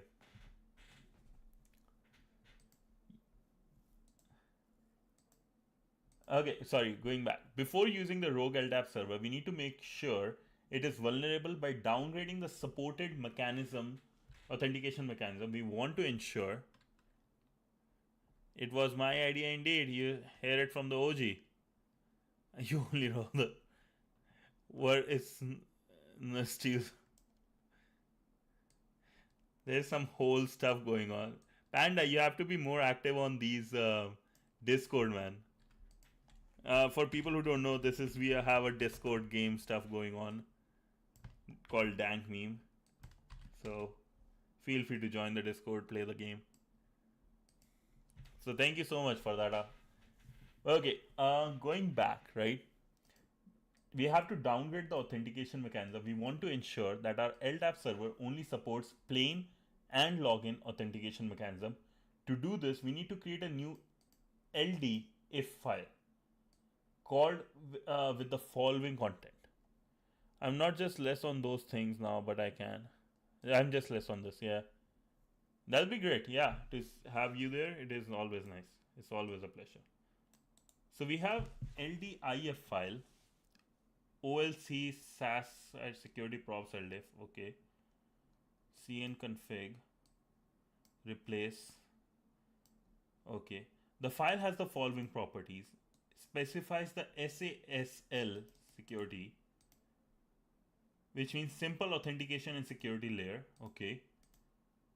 No anonymous, disables mechanism that supports anonymous login. Specifies the minimum acceptable security strength with 0, meaning no protection, so plain text. Now we can use the ldiff file to patch our LDAP server using the following.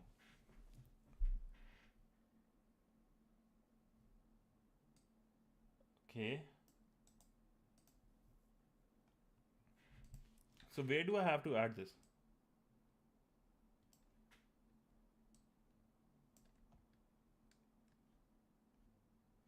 Okay, so we have created this file and then we use this just command there. Okay.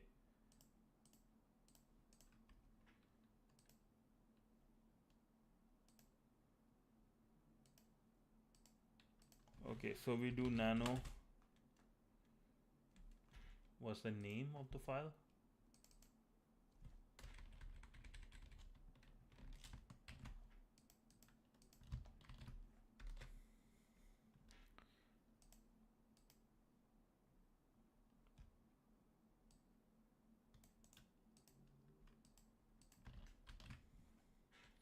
Okay, let's close this guy. We are here in the root directory. Now let's play the file. Sudo ldap modify external ldap e, and then we have this file, and sudo service ldap restart. Dude, this is some like over the head thing going for me now. I need to understand this specific what they are saying. Basically, they are mentioning the file, but I need to understand what this means. And we have a lot of people, so do not forget to like, share, subscribe. Nice. We can verify that our rogue LDAP server's configuration has been applied using the following command. Note, if you are using Kali, you may not receive any output. However, the configuration should have worked and you can continue with the following step. LDAP search LDAP XL's base supported SSL mechanism. Okay, let's see what we got here. So authentication started, so we got like 0 for our level, and we search what we'll get. We got no, we didn't get plain.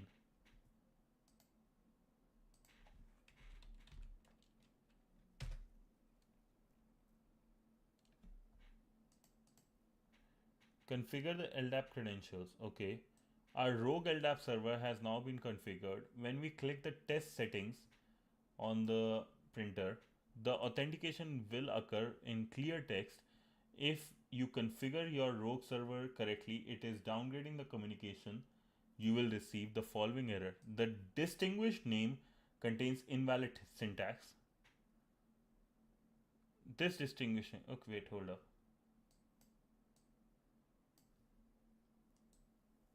If you receive this error, you can use a TCP dump to capture the credentials using the following command.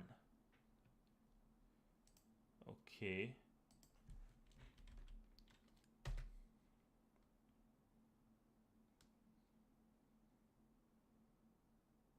Dude,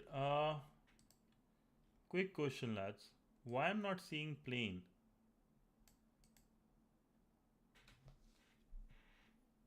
What am I doing wrong?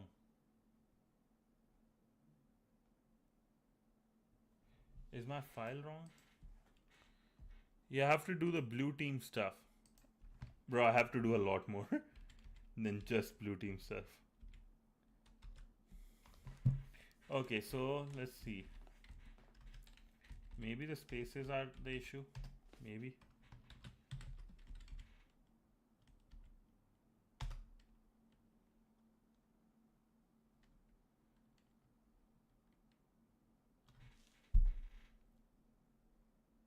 Come on, come on. In the blue team stuff, Wrench, what exactly should I do, in your opinion?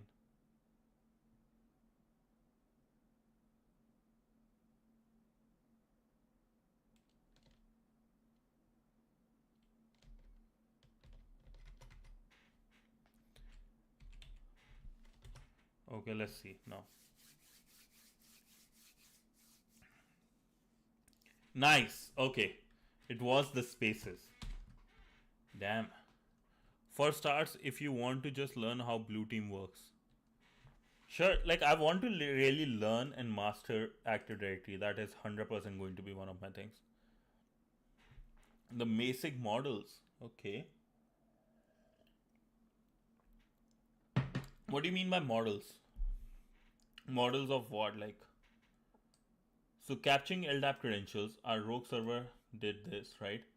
Now we have to go to our server or printer, click on post again,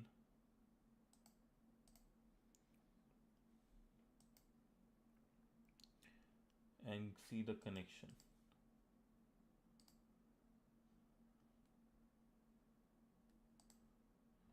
Cyber kill chain. Oh, okay.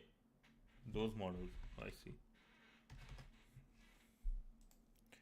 And let's see.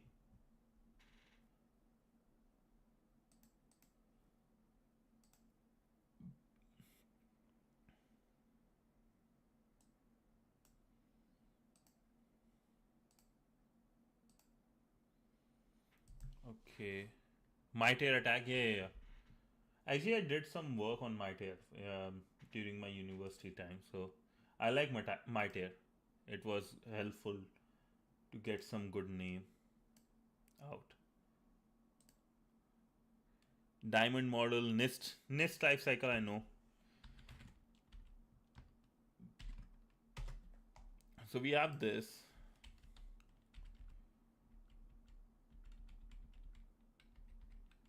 And we have ifconfig, the 1051, this guy, copy, paste, test setting. Now if we go, supported capabilities is asking.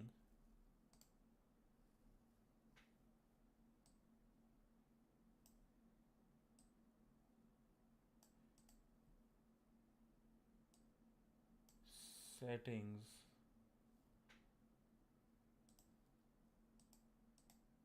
I'm going to that URL, but doesn't give me that. No. Copy. Paste.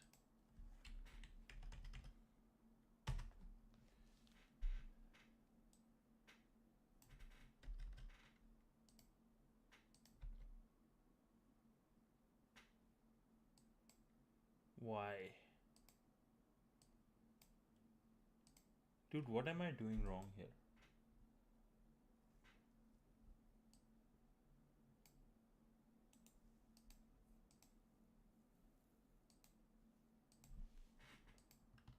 So this supported capabilities is asking for it still.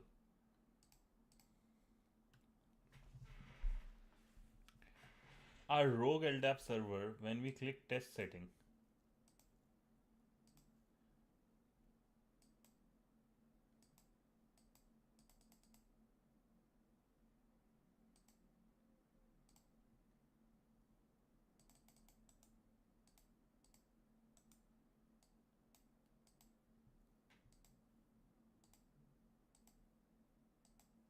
test setting is there.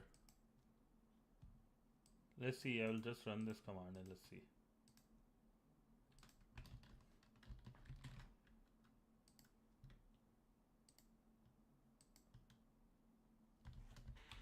Do you know what could be happening which I don't understand?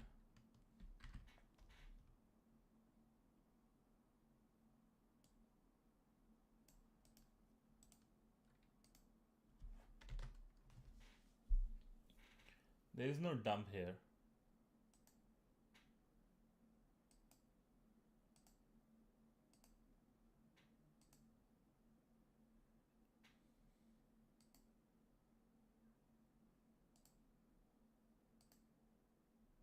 Do you know what I could be doing wrong, lads? Like if I created, sorry man, I was talking to a teammate about the CTF thing. Oh nice, okay, that's fine. But yeah, so I did like created the rogue server. I got this message right when I ran this. But now when I go to the test settings on the printer, I'm not getting what I want.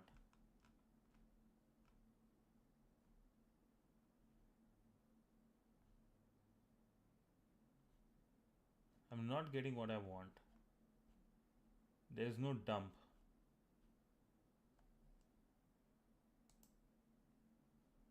Oh wait, I got something. Okay, wait. Is there something here?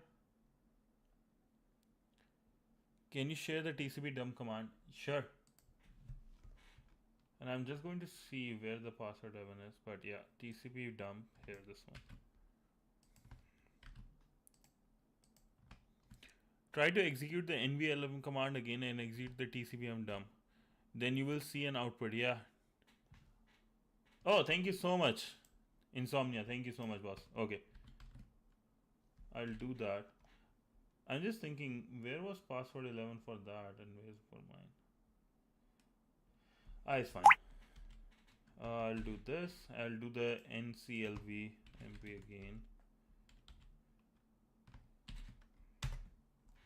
Did that. Okay. Now let's go to the password setting. Let me copy this. Refresh. I'll just use Fireshark for my networking there. Yeah. I'm just thinking in the sense test settings. Now if I do, this is coming. But if I do the TCP dump command and password 11 is password 11 LDAP password 11. Okay, at the very end it should come. Yeah. Did I set Fireshark? Did I? Did I set Fireshark, not Wireshark? Dude. I'm sorry, man. Oh, holy. I need sleep. I need sleep. This is what grind looks like though. Is there there is no Wireshark here, is there? Probably not here. There's no Wireshark on this one. Is there www? No Wireshark here. Damn. Just don't judge me right now. So let's see. Like one thing I just want to know, right? It should have here. See accessories. Where? I think you should execute first this TCP dump and then click on the test server. Oh. Oh, good call, bro. Good call. For people who don't know where I'm reading it from, got Insomnia, Europe, helping me. Yeah, I think you're right on that one. So cancel this. I'll just open another one of these guys. And another thing I will do is start NVLP again. Now I'll do the test setting.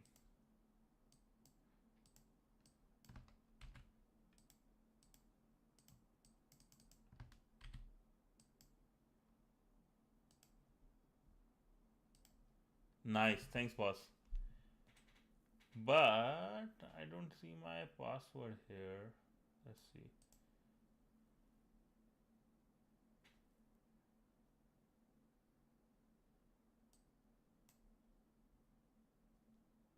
Object class. So my LDAP, my rogue server is not correct. That's basically, I feel like. Now search for LDAP password. It should have been like this, right? Like there's nothing. Like if I do control, is control F works here? LDAP.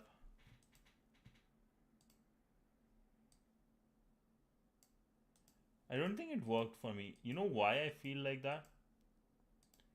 Let me show you something. I have to try, I'll try this service again. I want to see what is the answer.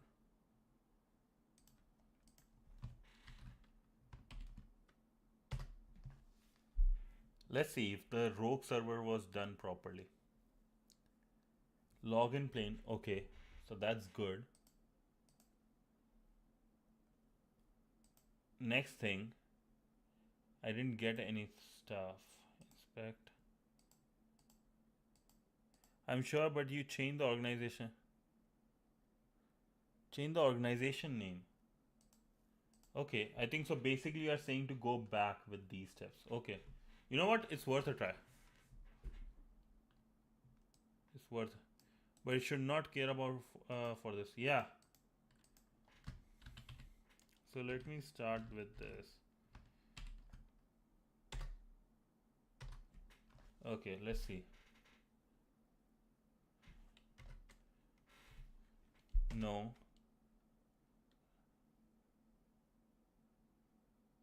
Come on. ZA TryHackMe.com.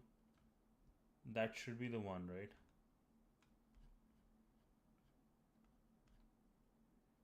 ZA TryHackMe.com. Sure, right? Organization name. So instead of, or because they haven't mentioned anything about organization name, maybe I will do just, oh, I have to do organization name. Use the same for organization name. Oh, that's probably the wrong thing. Thank you so much, Insomnia. Thank you so much. This might be it. This might be it. I remember when, as, sorry for my English, it is not understand where I'm from, Germany. No, your English is perfect, bro. Your English is perfect. And if you want to learn, like, conversate more, join the Discord. Lot of good people here. Like Wrench, Shriram, they will help you. Your English is perfect though. I understood exactly what you are saying and you were right. Probably. Let's see. No. What is this one? Move the old database. My English is pretty bad too. Oh, they see, so nice people. They said they will help you. Nice. And Wrench, don't trust this guy, man, in these cases. Oh yeah, 100%. No, Insomnia is a good guy. He's a good guy.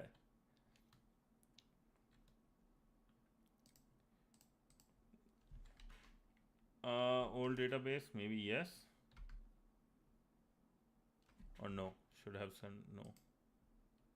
No, I can understand you very well. Oh, thanks, man. Oh, my caption is off still. I thought my caption was on. Oh, it's just here. I forgot to transition. Sorry. Trust me, bro. I'm the most trusted guy. I just started learning cybersecurity. This guy. Oh, you have joined it. Nice. Welcome to the family, boss. But just don't trust this guy. Okay, I think I have to do the ZA thing again.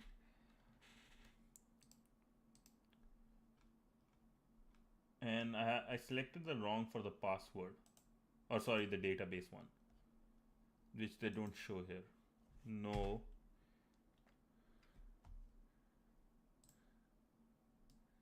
Wrench is having a time. Enjoyable time. 1, 2, 3. Let's do 1, 2, 3. Very. Should I? Do you want the database to be removed when LDAP is purged?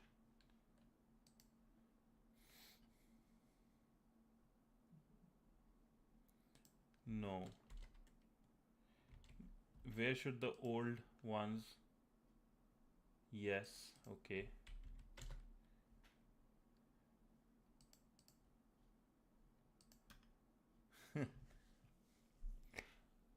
Okay. Just started cybersecurity. Yeah, I know. It's funny. Okay. So now let's start this. Restart our LDAP.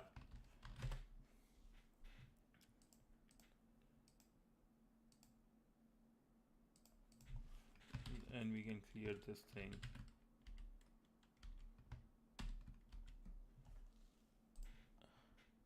Yo, Idor, what's up? Yo, how come you almost got like XD? You just type XD and you just got like 150 XP. That's crazy. This guy actually hacked the whole thing. Where should I start learning roadmap? uh, Insomnia, if you're on YouTube, join there. I think you will be able to see. Yeah, I know. You guys were fighting about XP, and Idor came and snatched all the XPs. So Insomnia, if you're wondering, we have like these XPs here. Do join it. Because I keep a count of XPs, so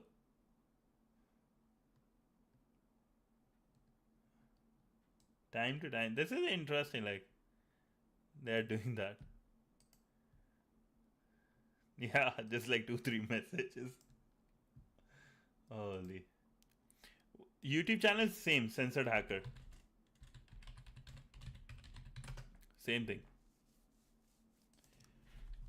Okay, so before I lose focus again. Nice. I'll see you on YouTube. This is the pattern for sure. Probably. We have to report this. Thank you so much, boss. Yeah. So we have this service, plain login. Again, we'll try. Should work. Right?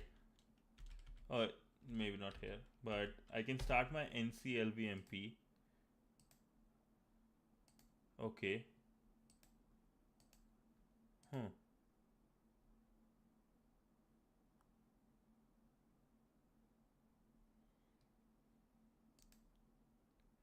Okay. Oh, I have to not use that.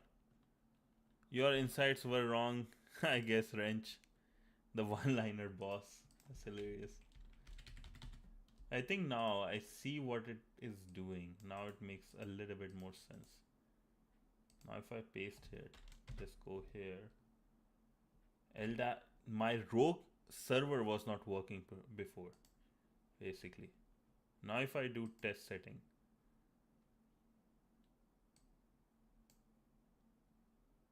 maybe now. That looks good now. Yeah. Thinking somewhere I should get what I want. Might work, might not. Hacking is just about making theory and acting on it. Yeah.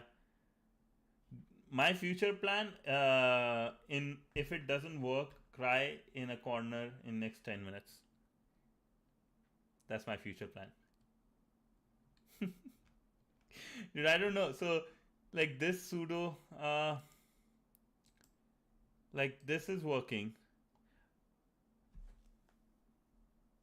Dude, I have to stick to Active Directory at least for some time. At least for some time. This is like a good brain teaser like going on for me. I'm learning a lot for sure.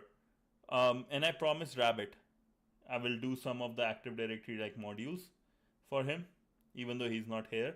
So do give him a hard time in Discord. Dude, it's so funny. Like, I'll show you. I'll tell you something what happened with Rabbit and me today. Wrench, you also pointed it out. Yeah, this is interesting. Active Directory is hard. Active Directory is hard. Yo, you are back number 1. Let's see what you are at. 175. Let's do it. Let's go. I'm just seeing plain and this guy. So if I go,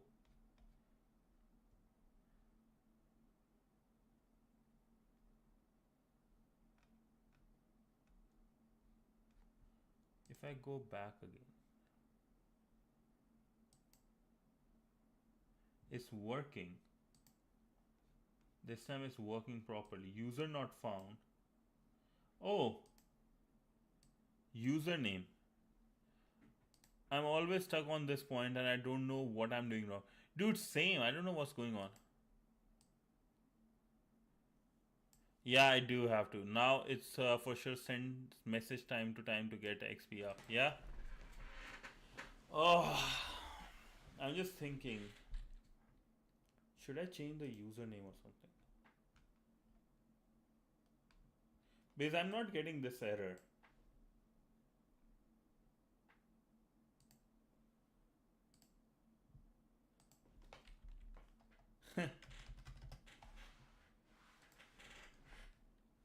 I'm not getting this error. This is already in use, makes sense, okay. My thing, right, is the username the domain name? Oh, dude, this went back. This went back.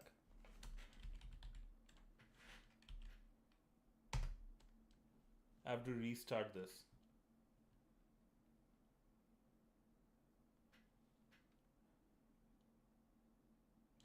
Did the, oh,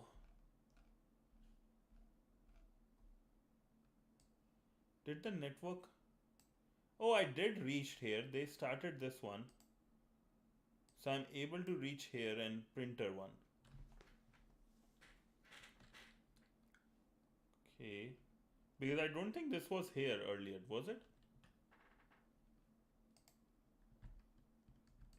Yeah, oh, that's good. That's good. Uh,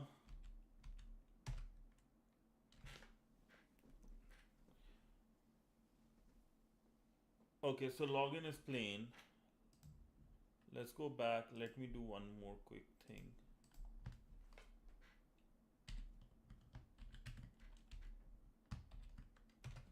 Let's start now this.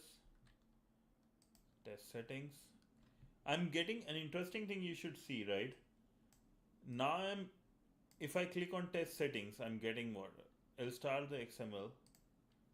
And let's see one thing. Can I see the credentials here? Post request. Request. Text password.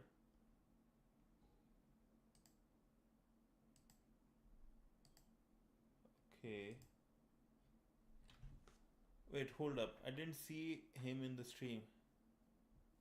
Where is Rabbit still in trauma? I didn't see him today. I did talk to him today though. And he was pretty happy. I sent him the gift card for like the hack the box. The $15 gift card.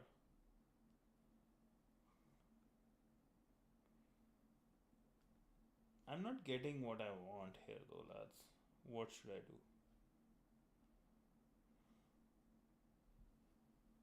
Do you have save setting and then test settings?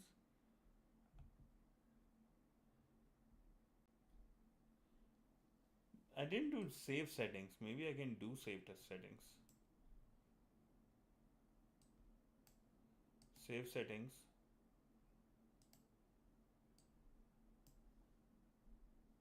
And then test settings. Okay. Let's see. Invalid DN. Oh, wait, we got this. TryHackMe. Yo, thank you so much. Thank you so much. That save setting and test setting worked. Holy. Yo, Insomnia, did you see it too? Thank you so much, French. It's so. I hate it, man. I hate it here. So, Idor, change in plans. I won't be crying anymore. Dude, no, like, it doesn't say save settings and then.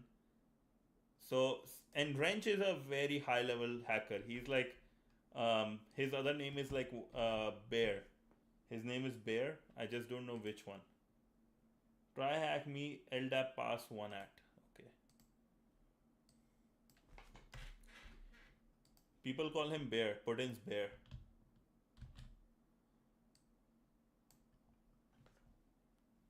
Yeah, it is true. People have made documentary about this guy. I'm just a new man. Wrench is the level of hacker government. Yeah, he's the APT. He's the APT, Advanced Persistent Threat. Thank God he's our friend, or we would all be screwed.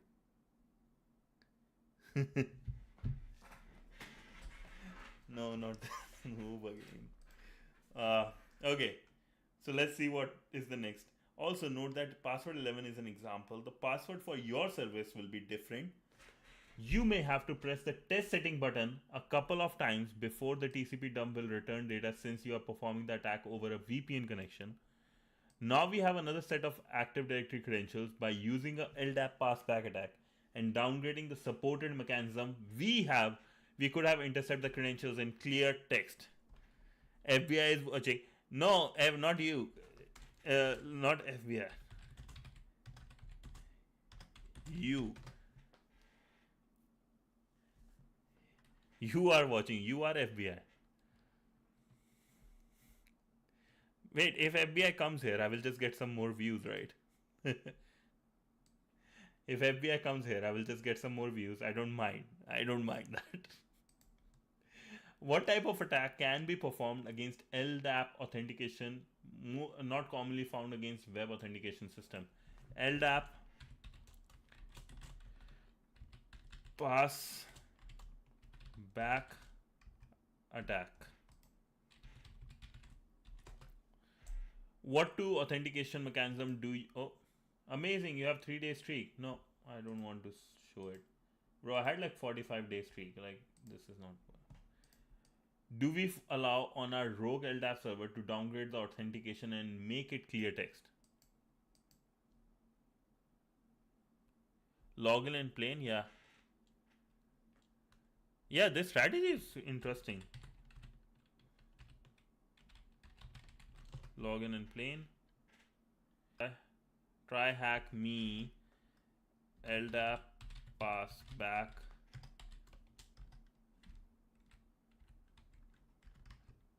What was it? LDAP pass one at. Okay. Yes, I had a 69 day streak to show. For what, bro? For what? Shriram, to answer, those streaks give a bag or some lab access. They do, yes, he's right. So I'll show you something. There is try hack me streak benefits. There is a guy with like 400 plus stuff. No, not streak, not a bag, not a bag, not a bag. Not a bag, actually. Where it is, where it is. I don't see it here, but it's fine. If we go here, right? If you see here,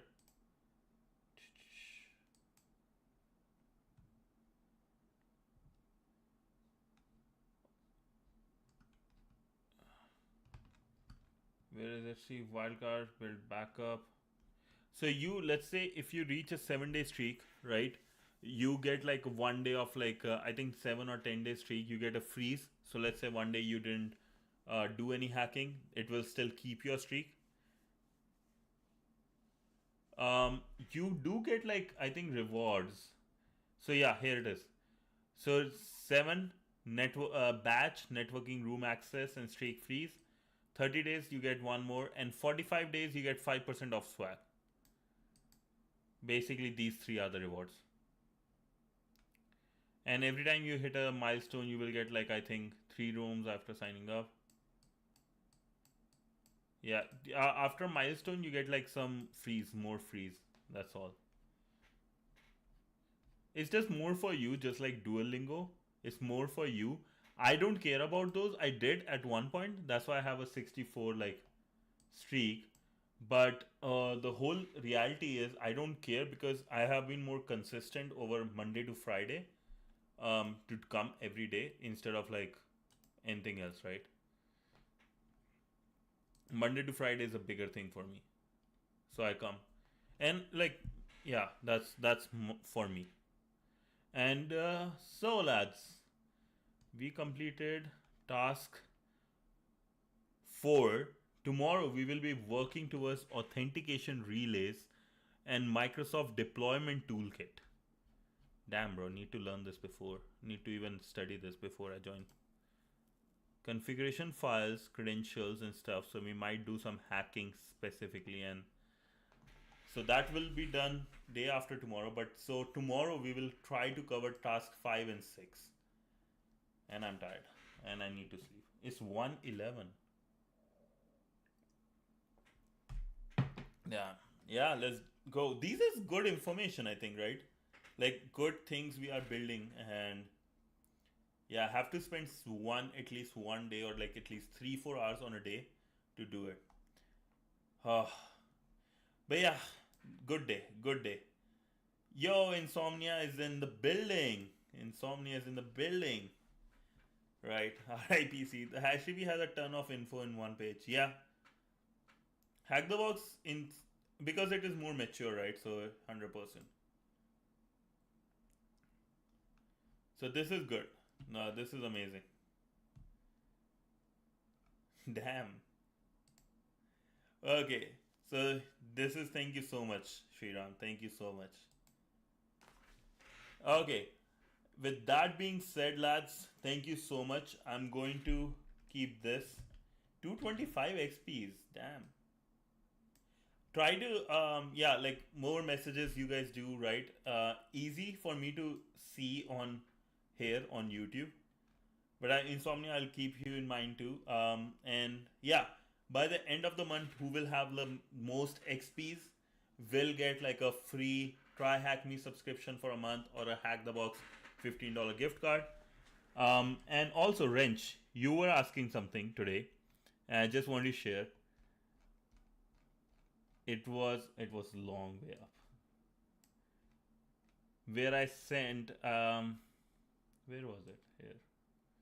It was in the morning. Basically, what happened was I sent Rabbit the credential, the gift card, right? And this is where like the even the top people make mistakes, because he actually accidentally shared the redeem code for that. Now he redeemed it before, but he accidentally redeemed it. That's why I was like, anyone can see the code, redeem it fast. So just for you guys to know, like, hackers also make mistakes, right? But yeah, I am. With that being said, Sunset Hacker signing off with the quote by Sriram. Thank you so much, everyone. You should have been online. Yeah. Yeah. You might win it next time, who knows? But with that being said, thank you so much, everyone. It has been a pleasure. Today was fun, energetic, and yeah, no, just thank you so much for being part of it, making my dream come true. It means a lot, and hope you guys have a great day, a great night. Stealing is better. Somebody's. Oh, dude, that's funny. But okay, so thank you so much, everyone. I'll see you tomorrow. Till then, stay safe, stay hydrated, study well, breathe well, enjoy well, do what you like to do. With that being said, Censored Hacker signing off. Bye, Panda, and come to Dang Me. Yeah, good nighty night, lads. Thank you so much. And Jai Shri Ram. Bye. Good night. Good night, Panda. Good night, Insomnia. Good night, Wrench. Sri Ram. Good night. Good night, Idor. Thank you so much all for joining. Cheers.